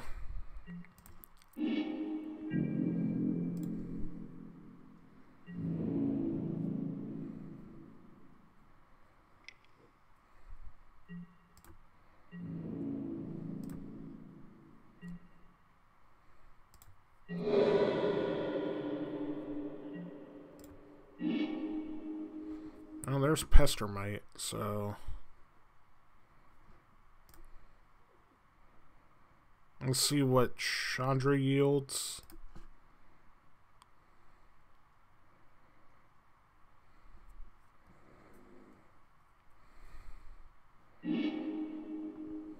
Alright, we'll play a Preordain.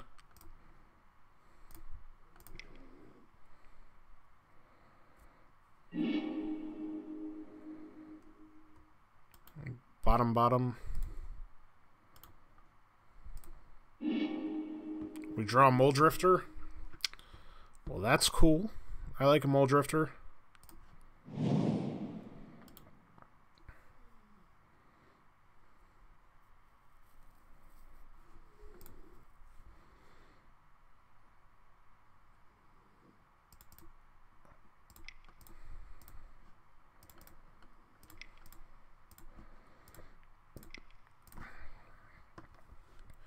Let's cast Tamiyo.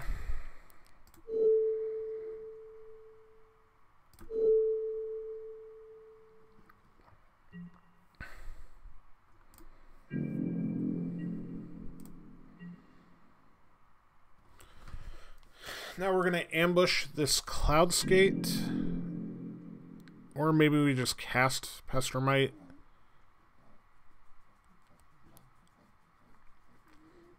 Or you know what? I think we just let him attack. And then we Pestermite on end step. And again, bluff the twin.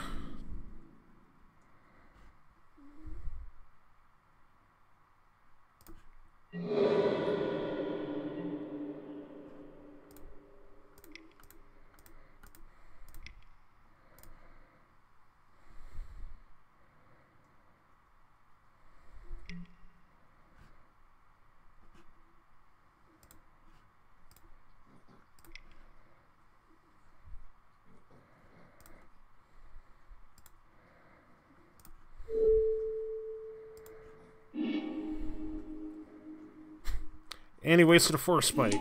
Haha. Guess we'll tap that. We're totally gonna time out this round, I think. Yeah.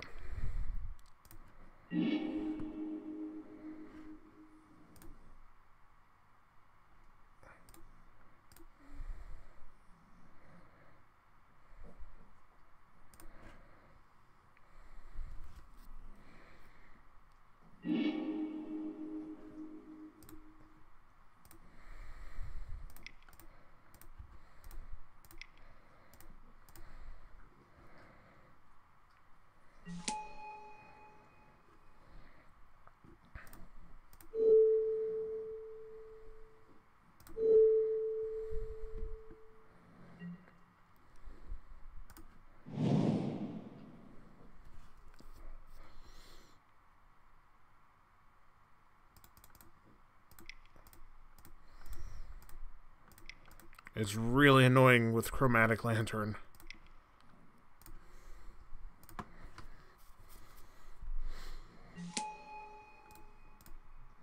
Draw some cards. Okay, Sarkhan, that's a path to victory, I guess.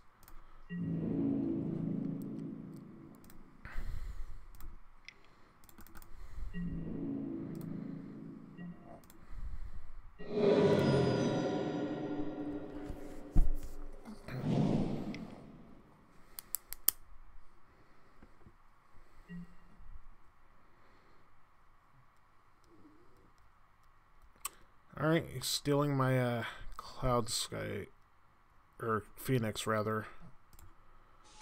That's fine. I'm going to repeal that. At least it doesn't haste.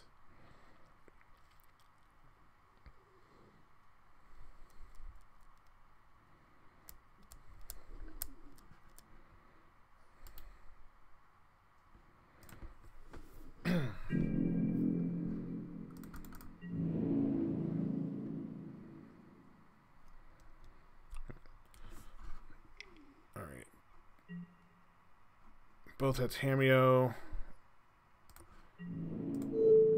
So we'll trade Mole Drifter.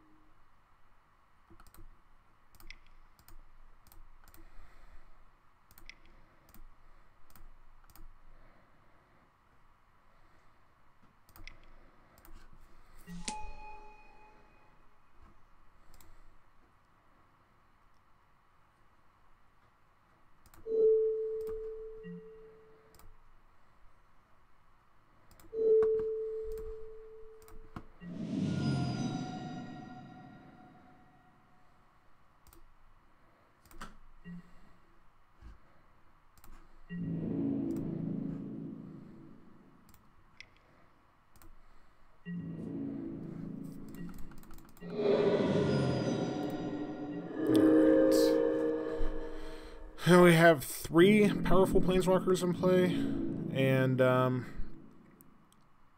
Pestermite. Our opponent has 2 cards in hand.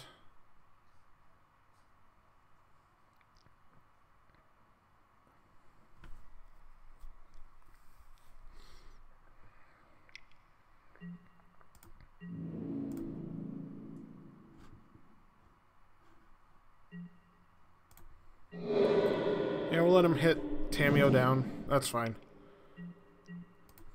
And now we have our own Keranos. So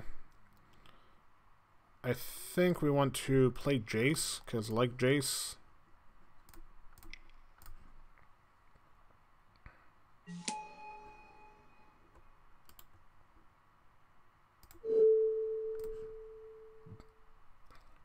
We're going to draw a Vendilion Clique, which is nice. Let's see.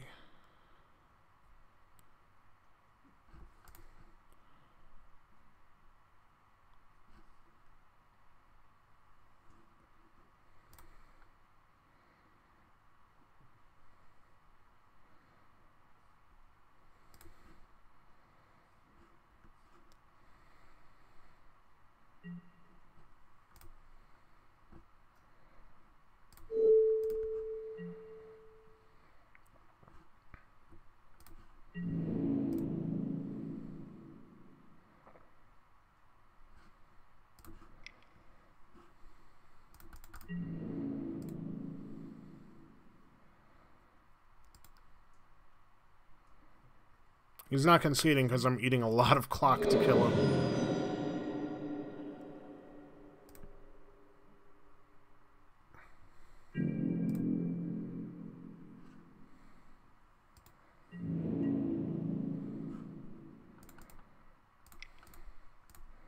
Let's just click him on end step.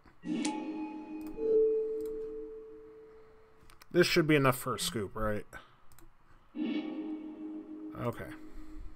Yeah, he's on mono lands.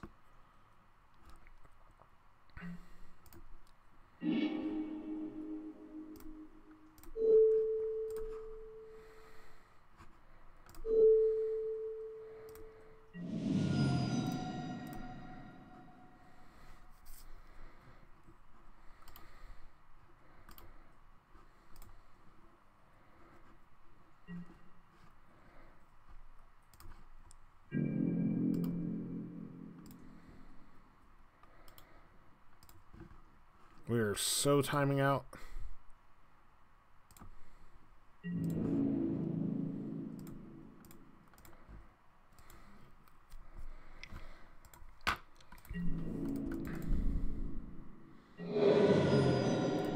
Alright, we got 4 minutes to win a game of Magic with a slow deck.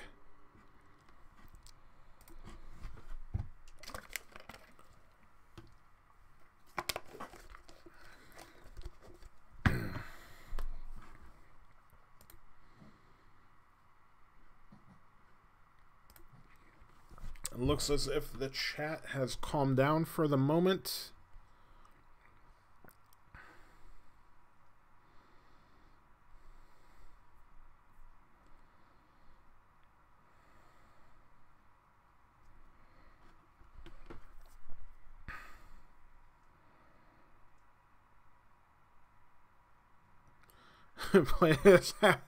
Yeah, that's fair. I'm not used to like consulting, and I'm generally a slow player on Magic Online at least.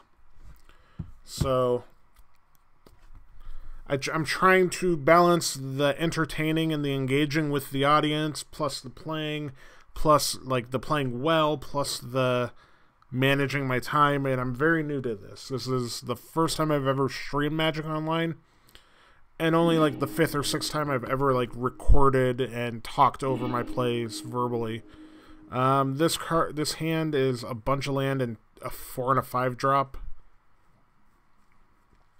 Doesn't look like it'll get there. It's not a fast hand, certainly, which is what I need. So we're gonna immediately mulligan as soon as I'm given the opportunity.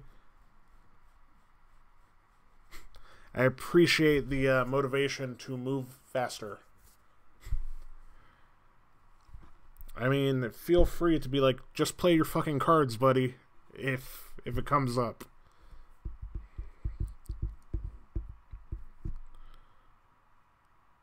I thought we were dead in the chat. Alright, we're gonna mulligan to 6. Sure. Because we got a turn 4, turn 5, and a turn 6. At a Keranos, I think we bottom, it's too slow.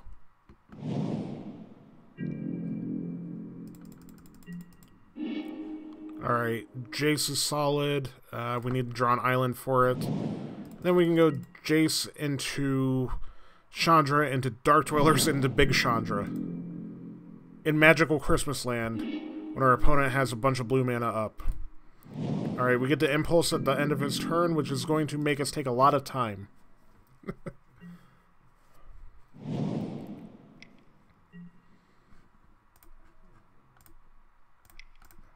Impulse in response to Kira. And draw Muldrifter. Lands on the bottom. So I could have taken a blue source, but Muldrifter is a card I could use. There's a blue source.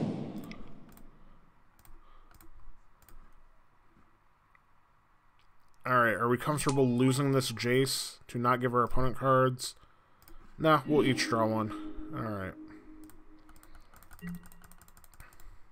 I don't like giving him cards, but 3 mana to draw 1 card and have a Jace die seems a little unexciting.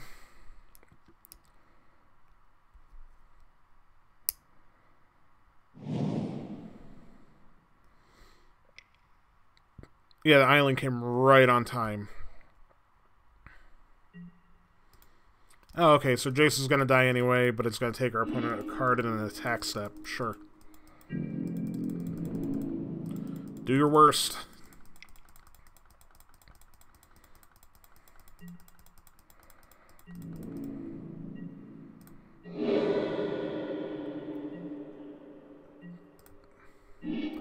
And of course, he's going to have Counterspell up. I think we just evoke a Muldrifter.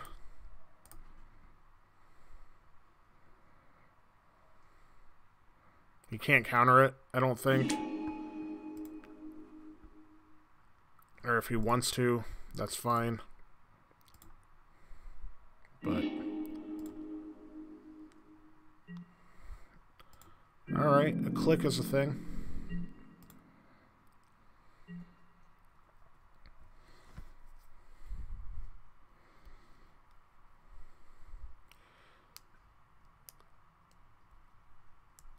So I think we go land Dark Dweller's Impulse. Okay, he's going for Keranos, so the door is open.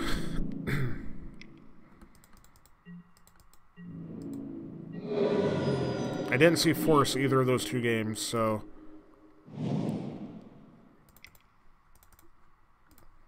Menace threat, pretty good. We get the Impulse.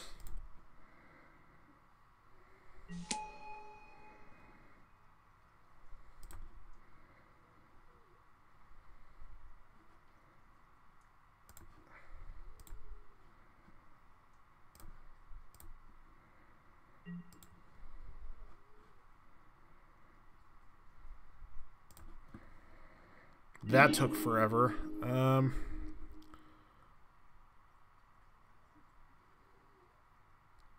I guess we take Deceiver Exarch. Because we're just going to try to attack and tempo him down.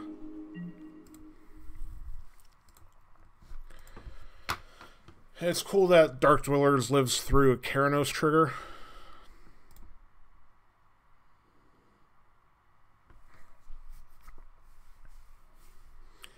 We 2 minutes.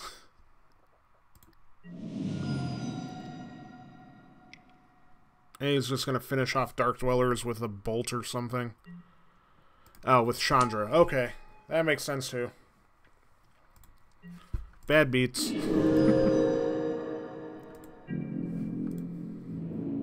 See, he has the same cards we do, he's just getting to cast them with a ton of counter magic.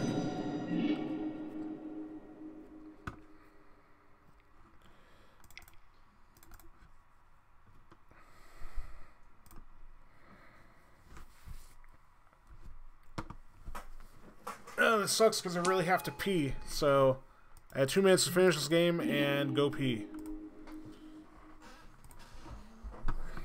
There's a shooter Phoenix down. I think we're dead.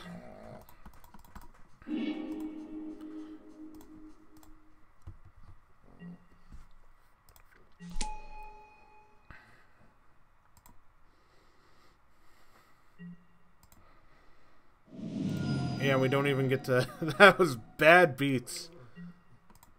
Yeah, I'm timing out here and playing super fast and also just getting beat anyway.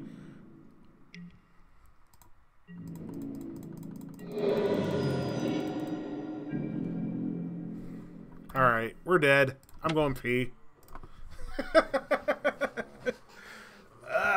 I'll be right back. RJ Kabuki, hold down the chat.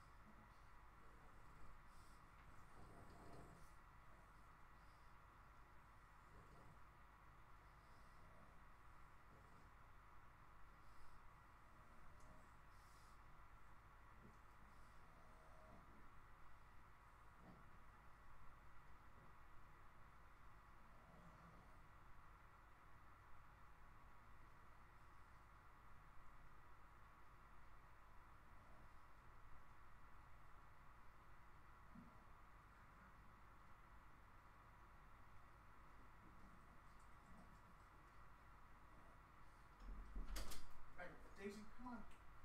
Come on, baby. Come here.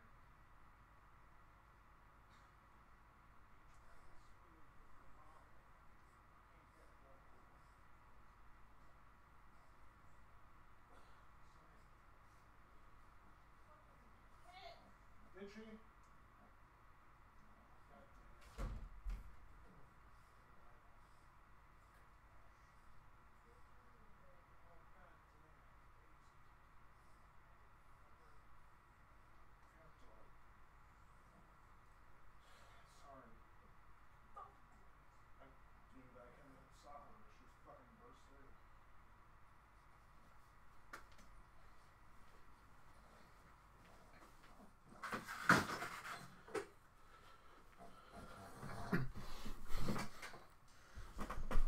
All right.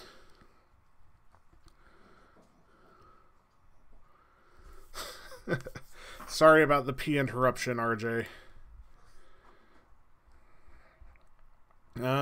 Well, that was a huge bummer. It's fine. I guess we'll jump into another round here. And hopefully it goes better than that did.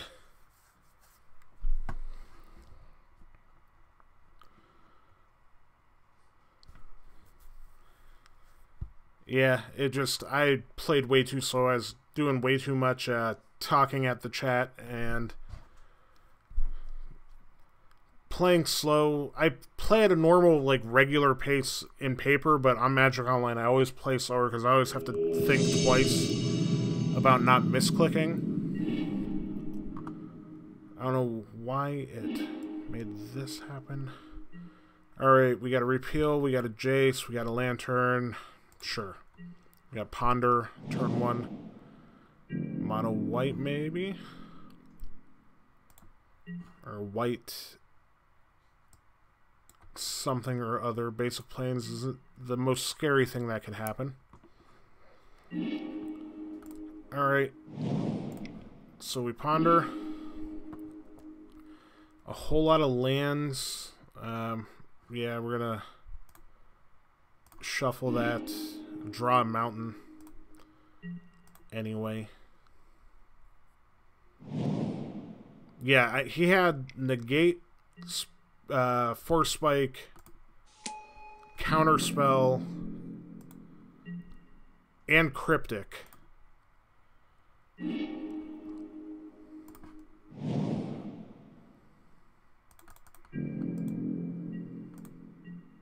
I need a second blue source real bad.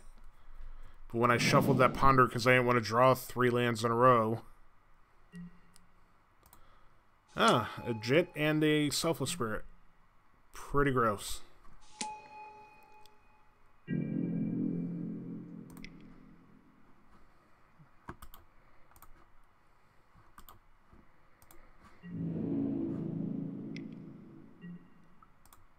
Alright. Take 2. I think we're just going to bounce the mom just to try to see some more cards.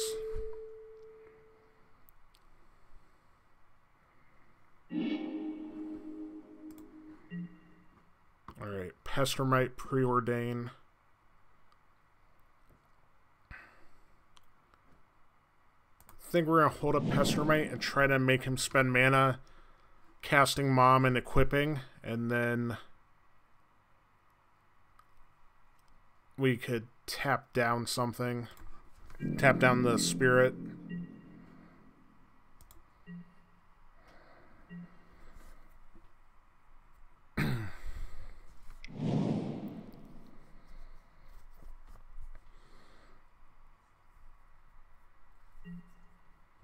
Ugh. That's gross. 3 dudes.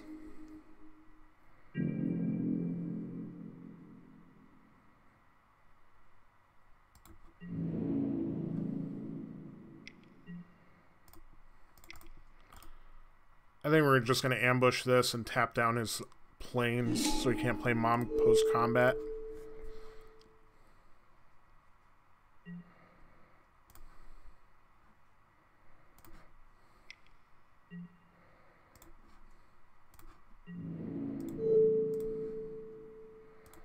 So we're eventually going to have to get rid of that thing anyway.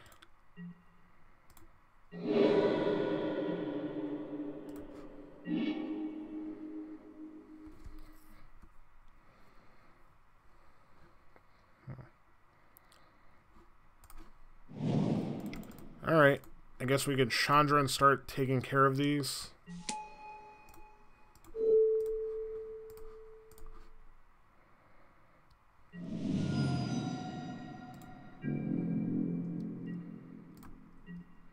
Yeah, I do have the Lantern for fixing, but I just have to try to answer the board, I think.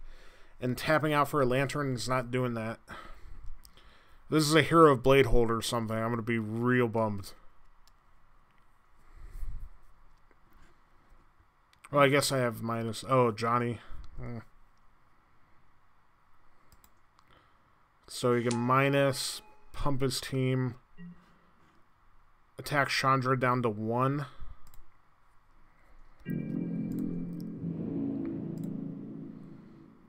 Or just... Yeah, Chandra, okay.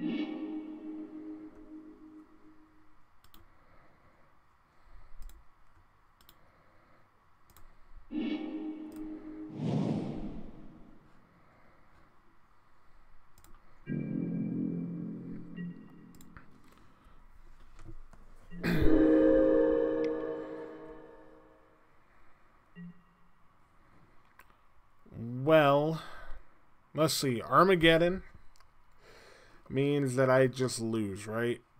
He Geddons attacks this, attacks me. I have Chromatic Lantern. He can't equip, but he could just Johnny his dudes. Yeah, I'm just dead here.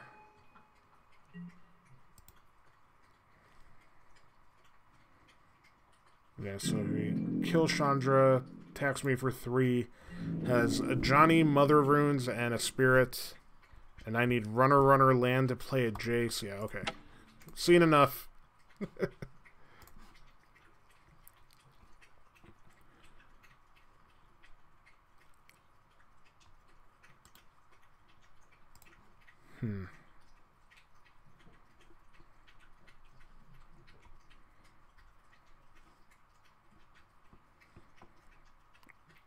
Don't think we board in much. Yeah, Geddon is a beating. Jesus. Yeah. I mean, maybe O-Stone, so we have another sweeper. And then Jason's pretty underwhelming.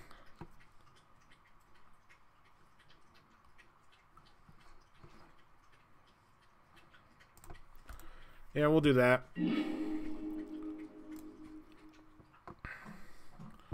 So 1 lander with Preordain. Ship that.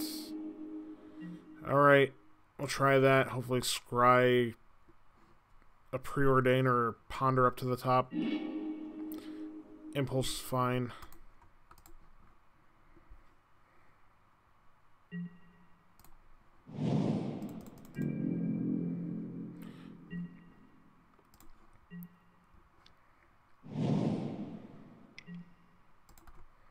Turn 1 mom. I'm jealous.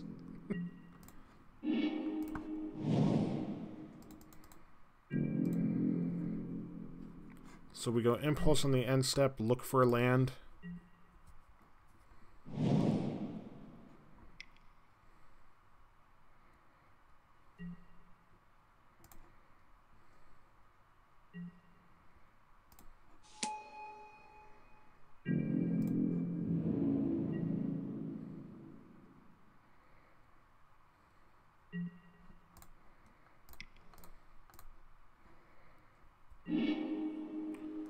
Alright. I think we just snap off a... We need double red before we need double blue.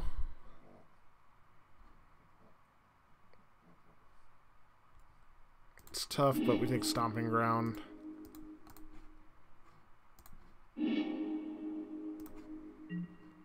And there's Island anyway. Okay, that's fine.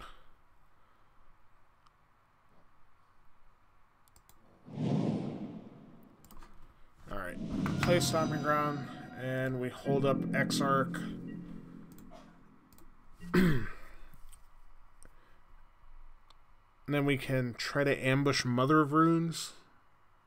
Like, try to tap it down and then block.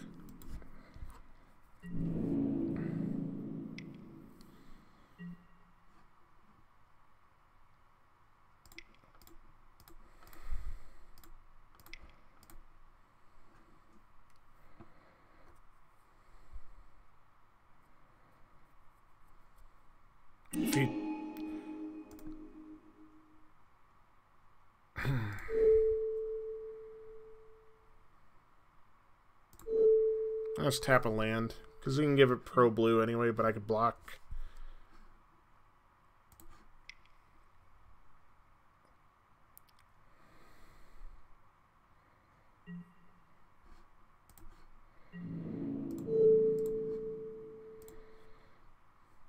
Just stop him from casting anything else and trying to go too wide. The idea was to force Mom to make it protect itself so it doesn't protect the vampire, but I don't think that's great either. So I think tapping the land and stopping the next play is a little better. But he has a 2-drop, of course. Yeah.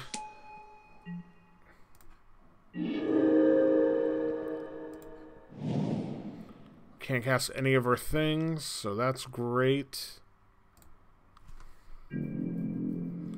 He's connecting with Jit no matter what. If he wants to, he could equip and then protect and get through.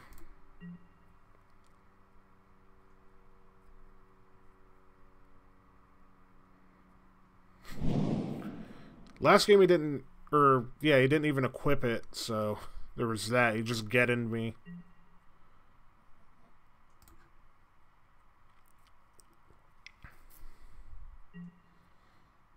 Ugh. And Fenza.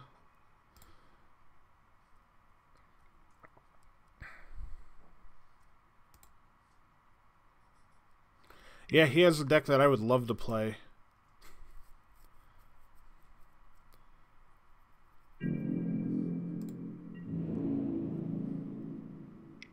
Yep, here it comes. Get your Jit counters.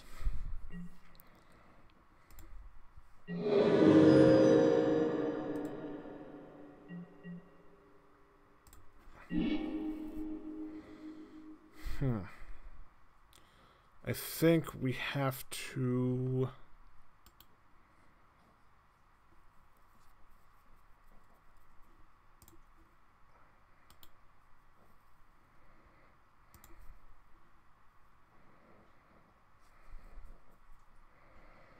see, we could Sarkin.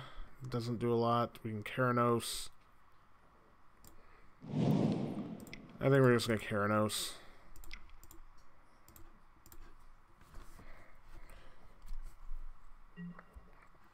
Because I can Keranos and hopefully into Big Chandra if I don't get in here.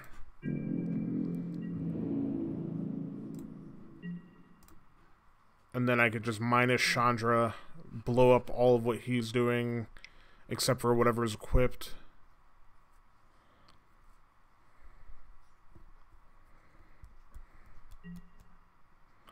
Splicer's pretty good.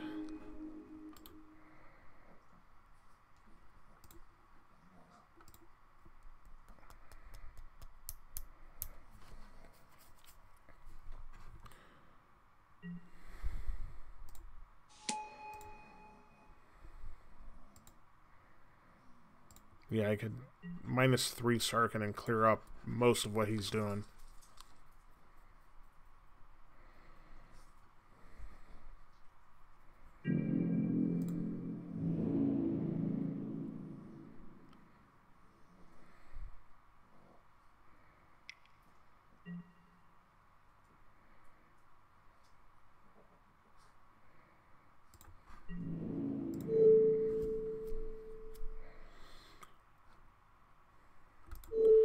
Just prevent myself from taking a bunch of damage and make him waste some GTA counters to save it.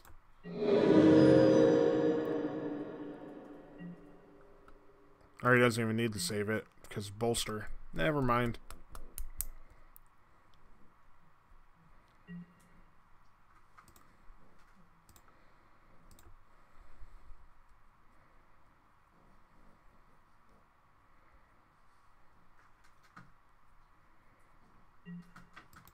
Okay. Well, he dumped 2 of his counters.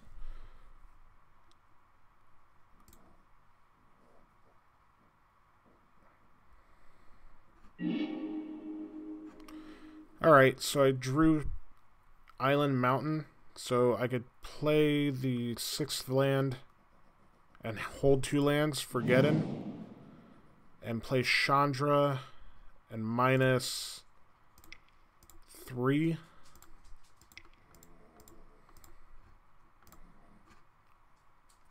Oh, I guess Mom sticks around, or whatever Mom wants to stick around, sticks around. Oh, I just get mana tithed. Alright. You play around Geddon, you get mana tithed. You play around... How dead am I here? This is 2, 4, 6, 7, 8, 9, 10, 11, 12. He's at 24. Alright. I'll play it through. It is the least successful Legacy Cube I've ever done. So, yeah, I am super dead. Does everybody in the club get tipsy? Oh, and he gets to flip the land. Sure.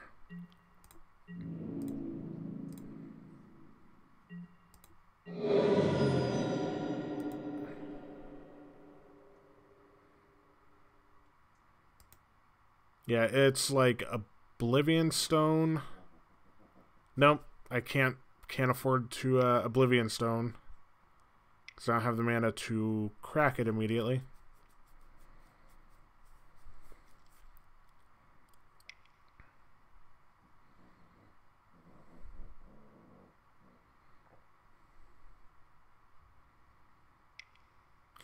How is it that round one I play against a dude with all the possible counter spells?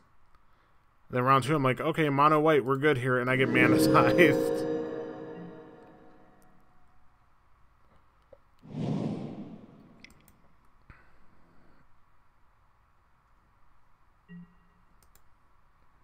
Yeah, we're just the deadest possible. Oh, and we draw Island and into Volcanic Island. Sick. Well, let's be a good sport about this, and we'll snap off Sarkhan.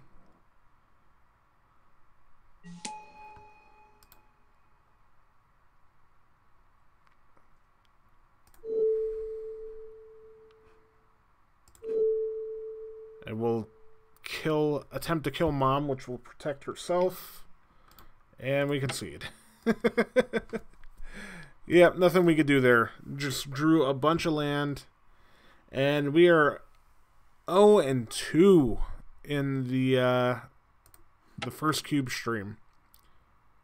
Turns out the deck didn't come together, and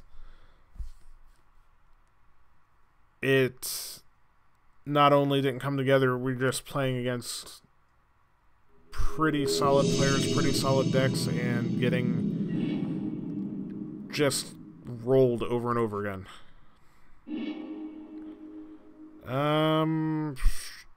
Yeah, why not? We'll keep this.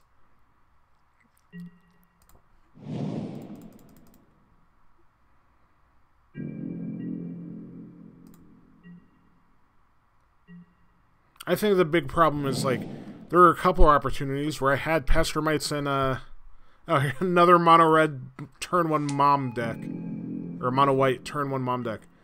We played against, in both of our matches, we had the ability to Deceiver, Exarch, or Pestermite people on their end step. We just didn't have Splinter Twin. If we have Splinter Twin, maybe this whole thing is different. I don't know. Probably not, but maybe. I appreciate the positivity. This will be my game. We're not doing nothing until turn 4 or 5, potentially.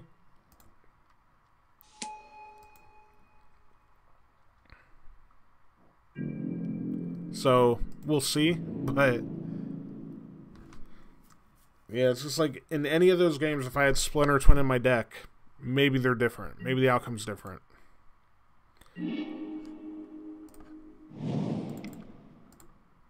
Let's play the Lantern. And that'll give us turn 4 Tamiyo or Sarkhan, maybe.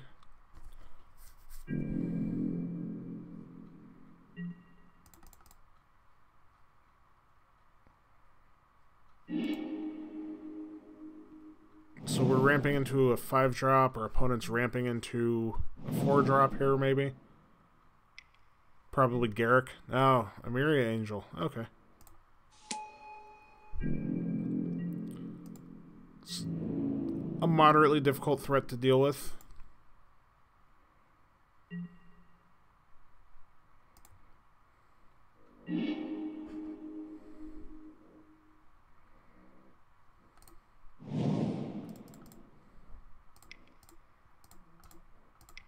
Chromatic Lantern's annoying.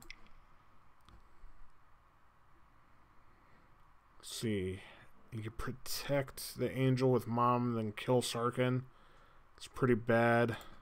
Mother of Runes is an amazing magic card. I play Death and Taxes in real life, and I know this. And man, it feels bad to be on the wrong side of Mom.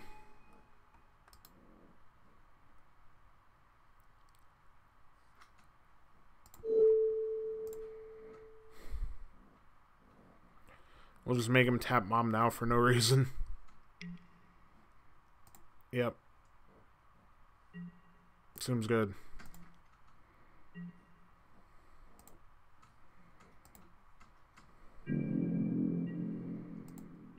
Alright, next turn I gotta try to tap Mom down, make him tap Mom, and then repeal it in response.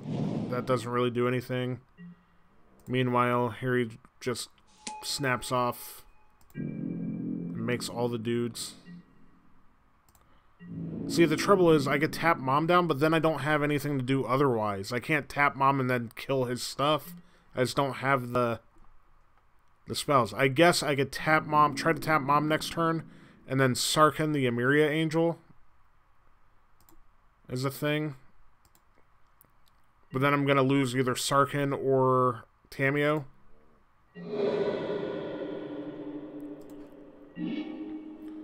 Alright, we have a click. Let's see. So, let's tap Mom.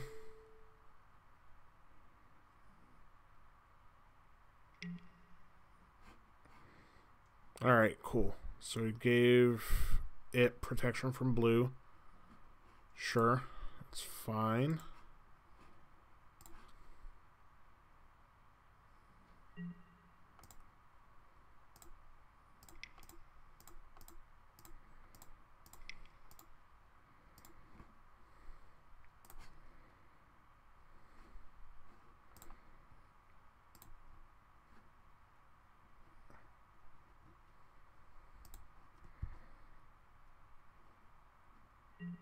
Alright.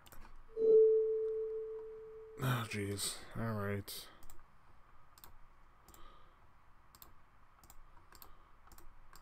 Oh, I can't because I went too far. Awesome. So I have to pay 6 mana for Sarkhan because I'm an idiot. Yeah, sure. Yeah, let's just do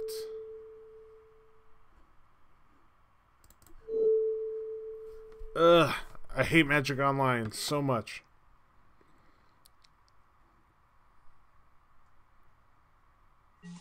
We're going to use this 1 blue mana to repeal that token, though. Just so it doesn't feel super bad. Kill the Emeria Angel. Repeal your token. See, I meant to do that. I'm a pro. I'm so good at Magic Online. I played land this turn. And then he just... If he attacks Sarkhan with Mom, sure, let it be. And then I could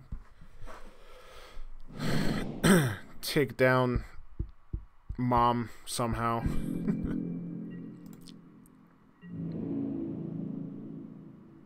Yeah, alright. So he shoots down Sarkhan. That's fine.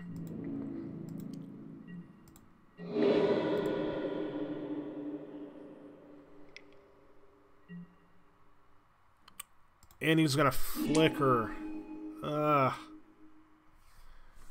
Wonderful. Now I could tap it down at least and lock it down for the game. Alright, so Mom's handled.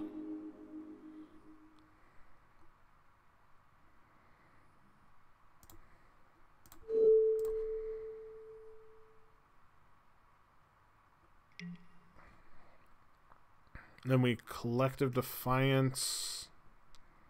Yeah. Or do we hold up Cryptic and Vendilion Click? Oh no, we could do both. We have land. Yeah. Alright. We're not in a bad spot now, I guess.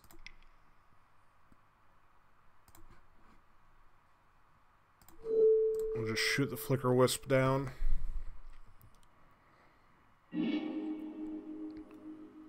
And then we have Vendilion Click up and Mom Lockdown. We're in a good spot. And we have Cryptic up if he does nothing. So we counter whatever Haymaker he tries to drop. Keep Mom Lockdown.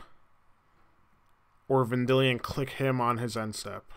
All decent things.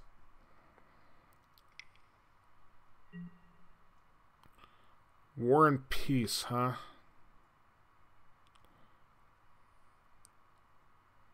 I think that's fine. That's...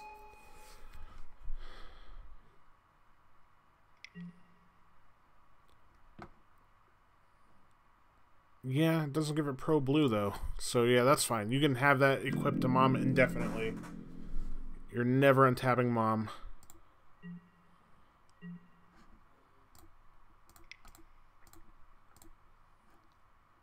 If he blows me out with, what, a green-white instant right now. Let's see what's in his hand. Hopefully land would be nice.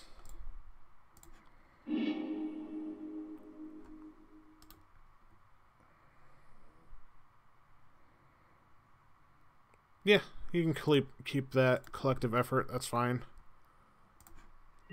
Does stone nothing against me.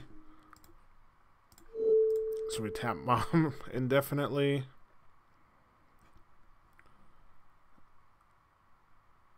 And then I think we go attacking. And we just hold Cryptic up for the rest of the entire game.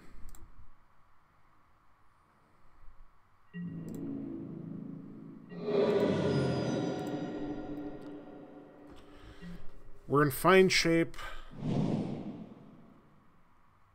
Assuming Sun Titan is getting snap cryptic, so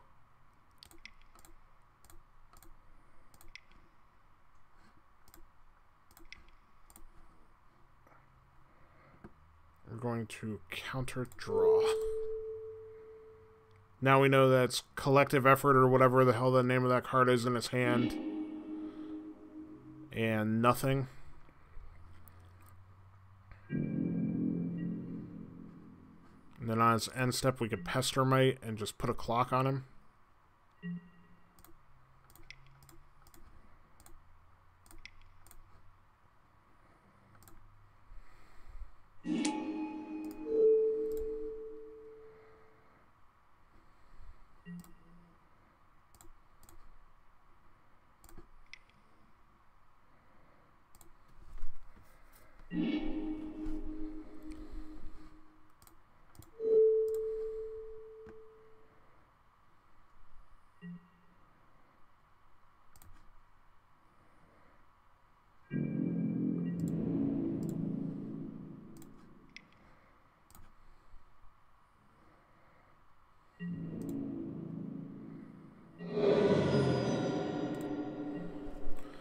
So now he needs some sort of haste threat that he can cast and equip. Oh, okay. Well, we got a game 1.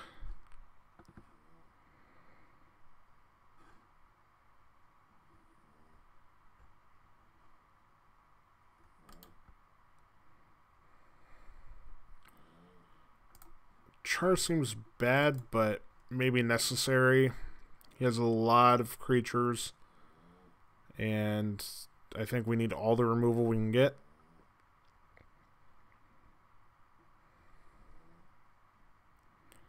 So I feel like Jace just isn't doing anything right here in this spot. So let's just board in removal and do what we can do. I appreciate it, Kabuki. It was apparently my game. If I had to take down one game 1, I'm glad it's after I'm 0-2 in the 3rd round.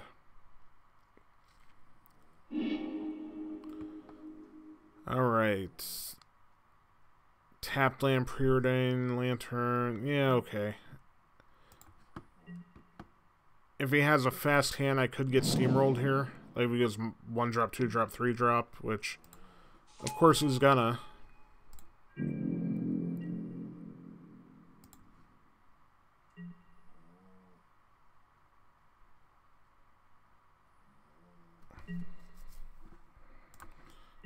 Mother of Runes is bonkers.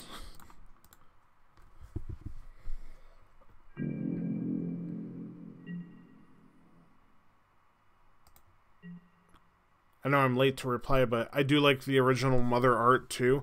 But I like the Therese Nielsen art too, so it's tough.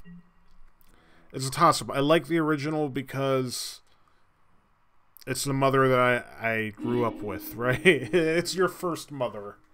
This is just like the stepmom art of Mother of Runes. This is Stepmother of Runes. But it's still beautiful art. Like, Therese Nielsen's amazing. Alright, so we didn't draw land number 3, which is worrisome. Guess we preordain. Land. Yeah, we'll top.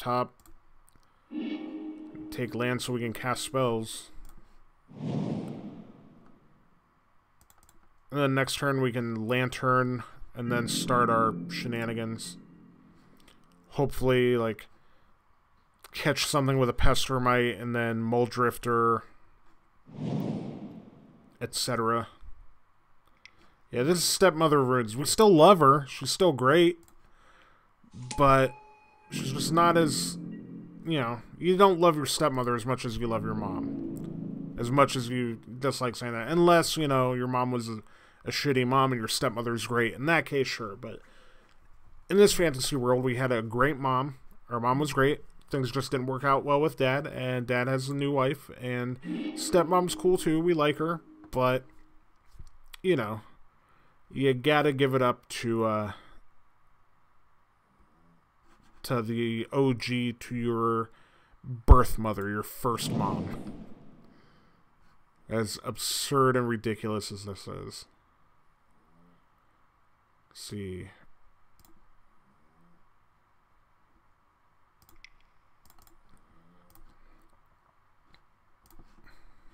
Derp. Click the right card.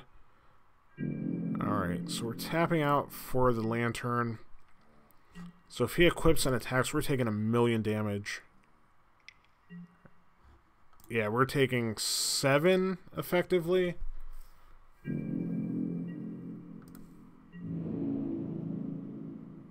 8, 9. Pretty good. Yep.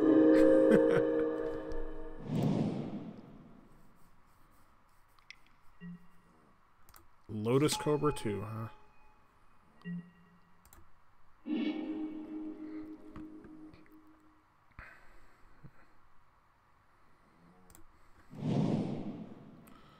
Alright, so if we go on the tap down your mom forever plan, he just moves the equipment, attacks Tamiyo, kills Tamiyo.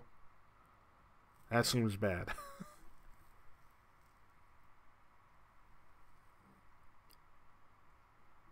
So I think we just Pestermite, force the tap on Mom, and hold up Impulse. That's all we could do.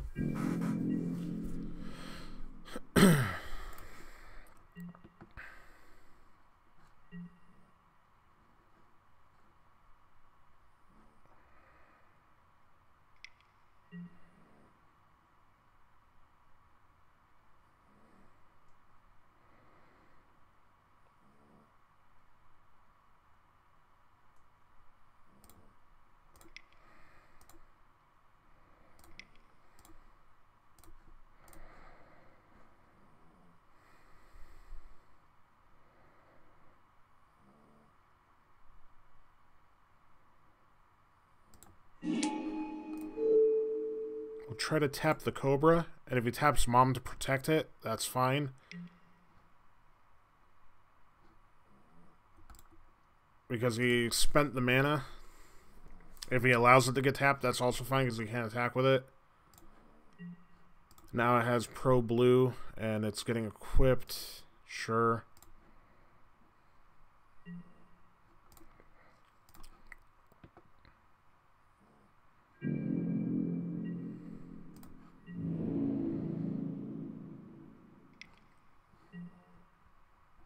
Jeez, taking another 9 seems pretty good. So we're pretty dead.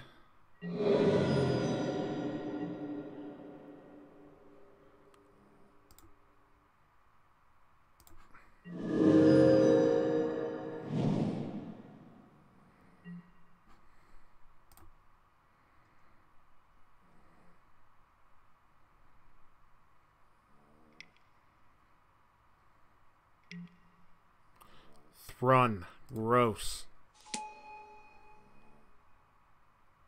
Yeah, we're super dead, huh?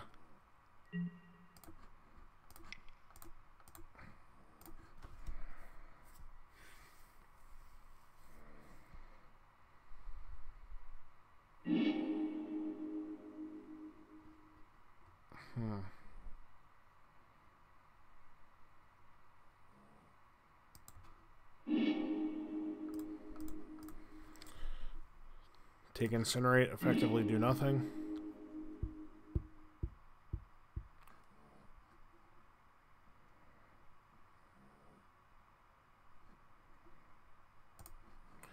Actually, we might have something left.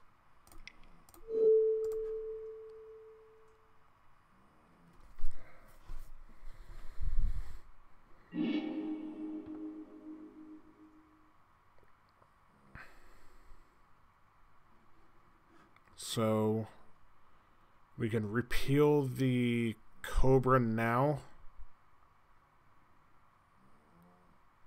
to play around getting mana tithed. Well, I guess we could do that anyway. Okay, so we're not we're not dead.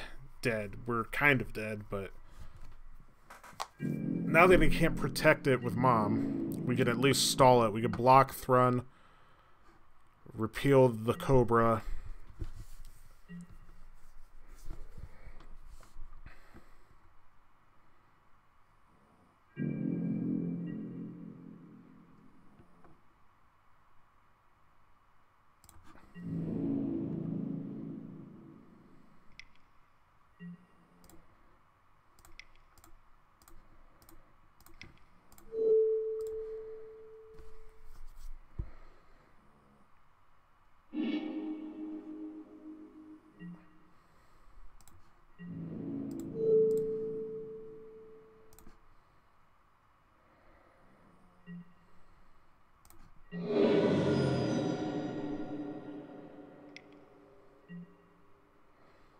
Brimaz too. God, his deck is sweet.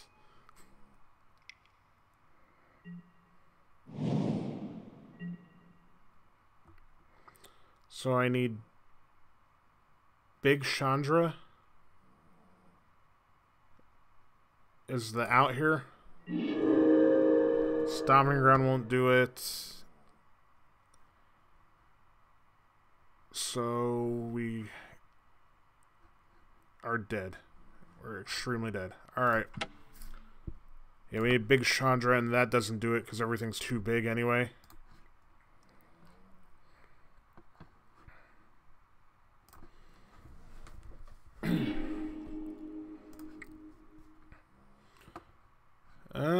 Alright, we got stuff to do. Ponder and Impulse. So, hopefully we draw some gas, and hopefully we fade a turn 1 Mom again.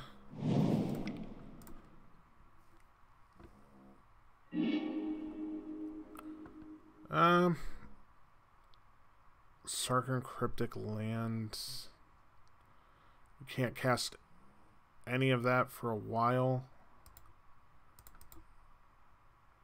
I think we shuffle. Incinerate, that's a fine draw. I'll take it. Now if you turn 1's Mom, we could just incinerate it and be on our merry way.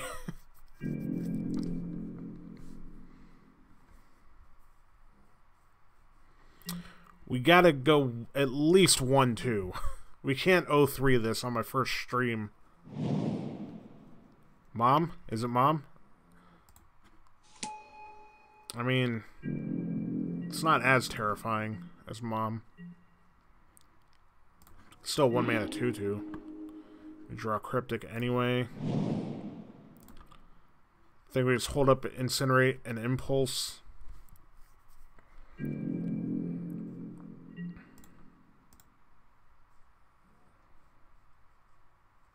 Yeah, that's the plan. We're incinerating Mom. Unless things get really out of hand, but I'd like to be able to hold up Incinerate for Mom indefinitely. And then we could just, like, pester my whatever else he's doing.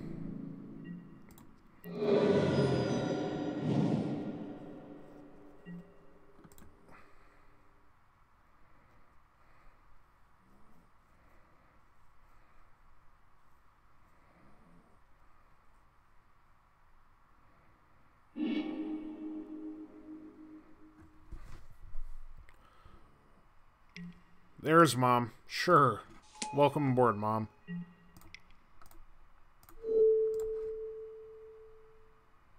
Burn your mother immediately. And we drew Char, which is fine. I think we're going to hold up Pestermite. When he goes to attack, Pestermite a land, and then block. I actually don't mind ambushing his stuff with, like, my bad twin pieces.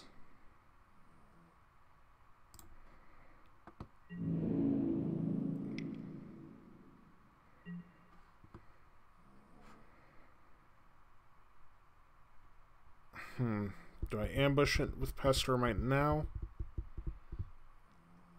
No. You know what? We'll just take 2. This is fine, and then we'll Impulse. Seems better.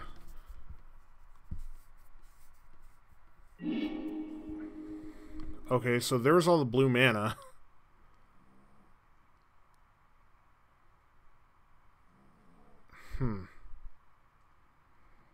Still think we take the search.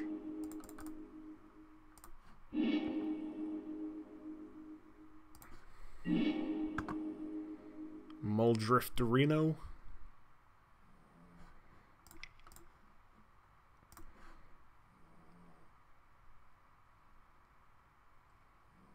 We have Char to take care of almost whatever he does. So we'll get Azcanta online now. I think this will help us dig for answers and threats and lands and all the things we need to dig for. Primarily blue lands.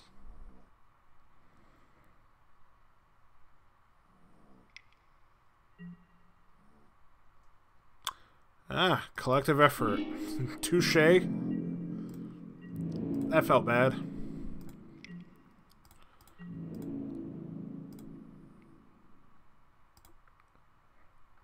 Alright, so we need to draw island into island.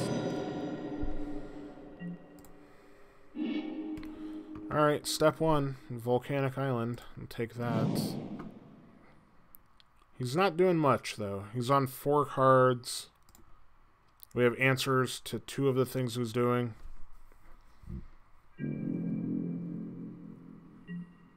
Alright, I guess we Muldrifter.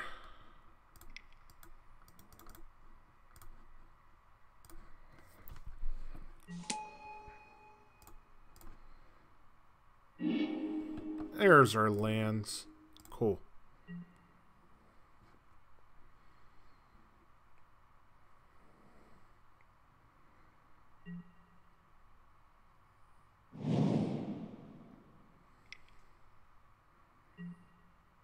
Batterskull. Alright.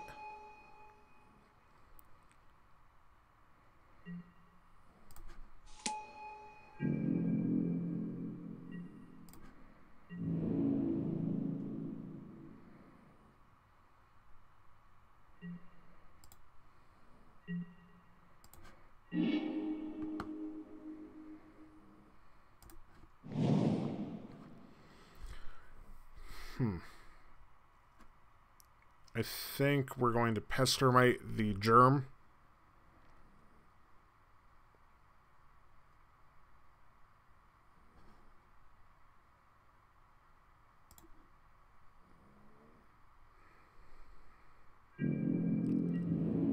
if he does nothing, we just hold up Cryptic, we Pestermite the Germ, or we char the Germ, either way. I'd like to char the Germ on end step and then hold up Cryptic for when he goes to rebuy and recast.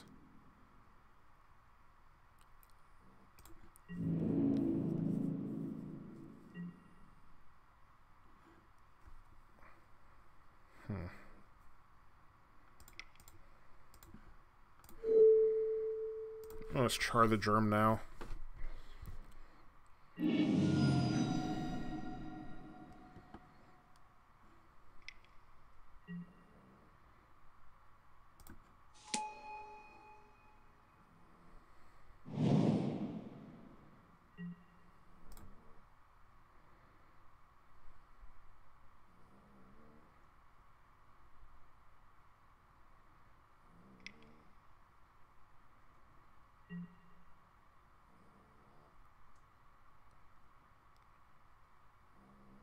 That's fine.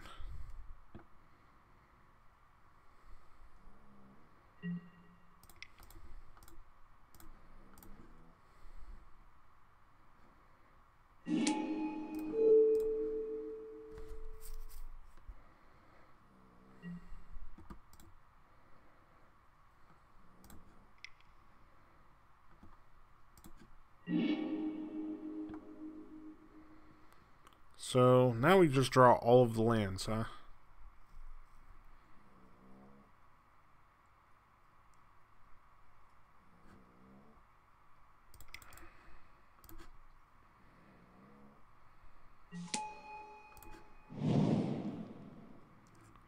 So now I think the play is like tap his team, bounce the Batterskull if he does nothing. If he does something, we counter draw or counter bounce.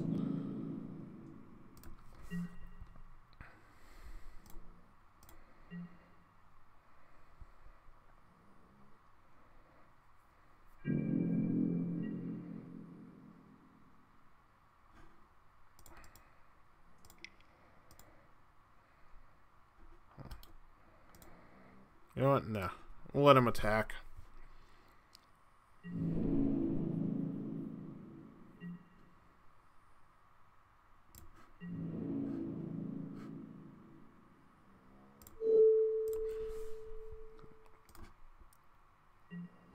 We'll let him gain 6. It's fine.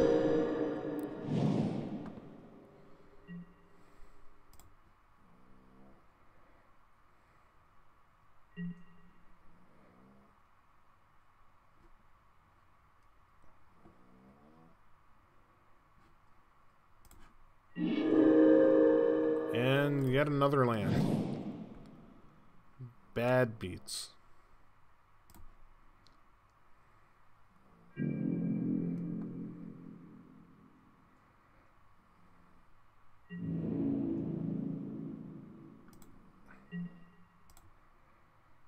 Alright. I think we just have to cycle this Cryptic now.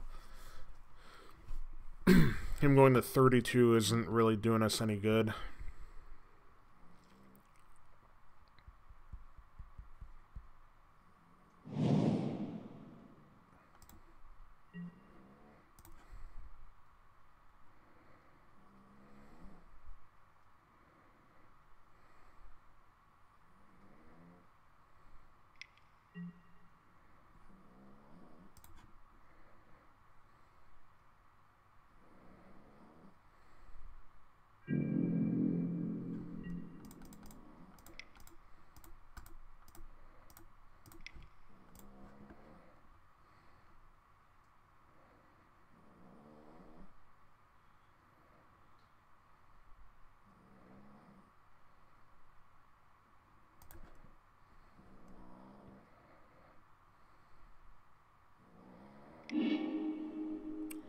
Another land.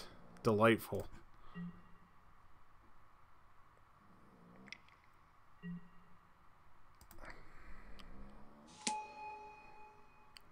I have a feeling we're going for the 03.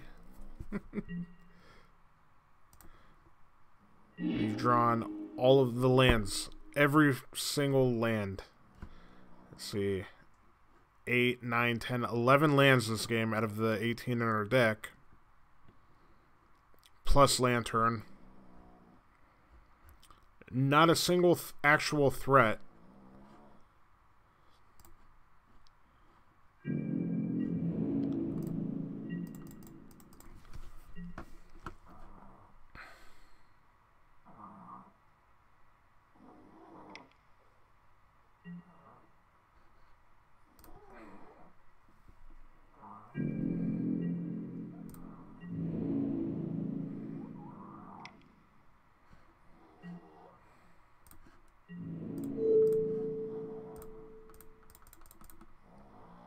And block, we're essentially dead.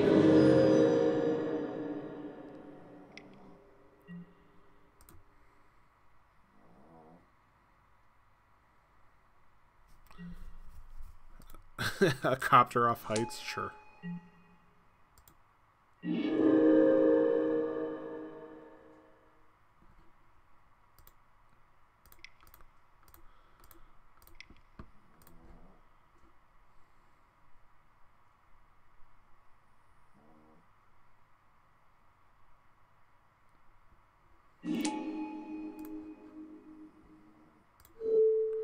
Let's tap his smuggler copter and send a message.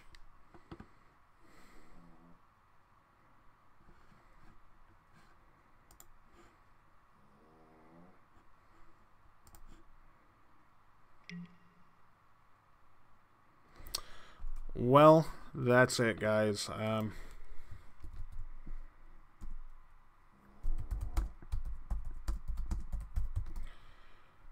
We had a bad first go of it. I should have drafted the green deck, but I was like, ooh, Muldrifter, ooh, Deceiver Exarch, let's go Twin, and not get Twin, and then just have the most mediocre deck ever. So, that's it. Let's concede to this fine gentleman here and collect our measly pity points here. And call it a day. On the old 03, I was hoping that we could just start the infinite and go for it. I tried to play something a little bit sweeter, a little bit more powerful. It didn't pan out that way. But it is what it is. You live, you learn. I think that's it for me tonight on stream. It was actually a lot of fun talking to everybody. Thank you to my entire viewership that came by and watched. And everybody who got to see the various punts and the slow play and all the shenanigans and me trying to figure out how to balance all this sort of stuff. It's a lot of fun anyway. It's cool talking to all of you guys. Kabuki, RJ, Allison, Brandon stopped by. Good friends over at Breakfast with Nerds. If you haven't yet, check those guys out on the YouTubes.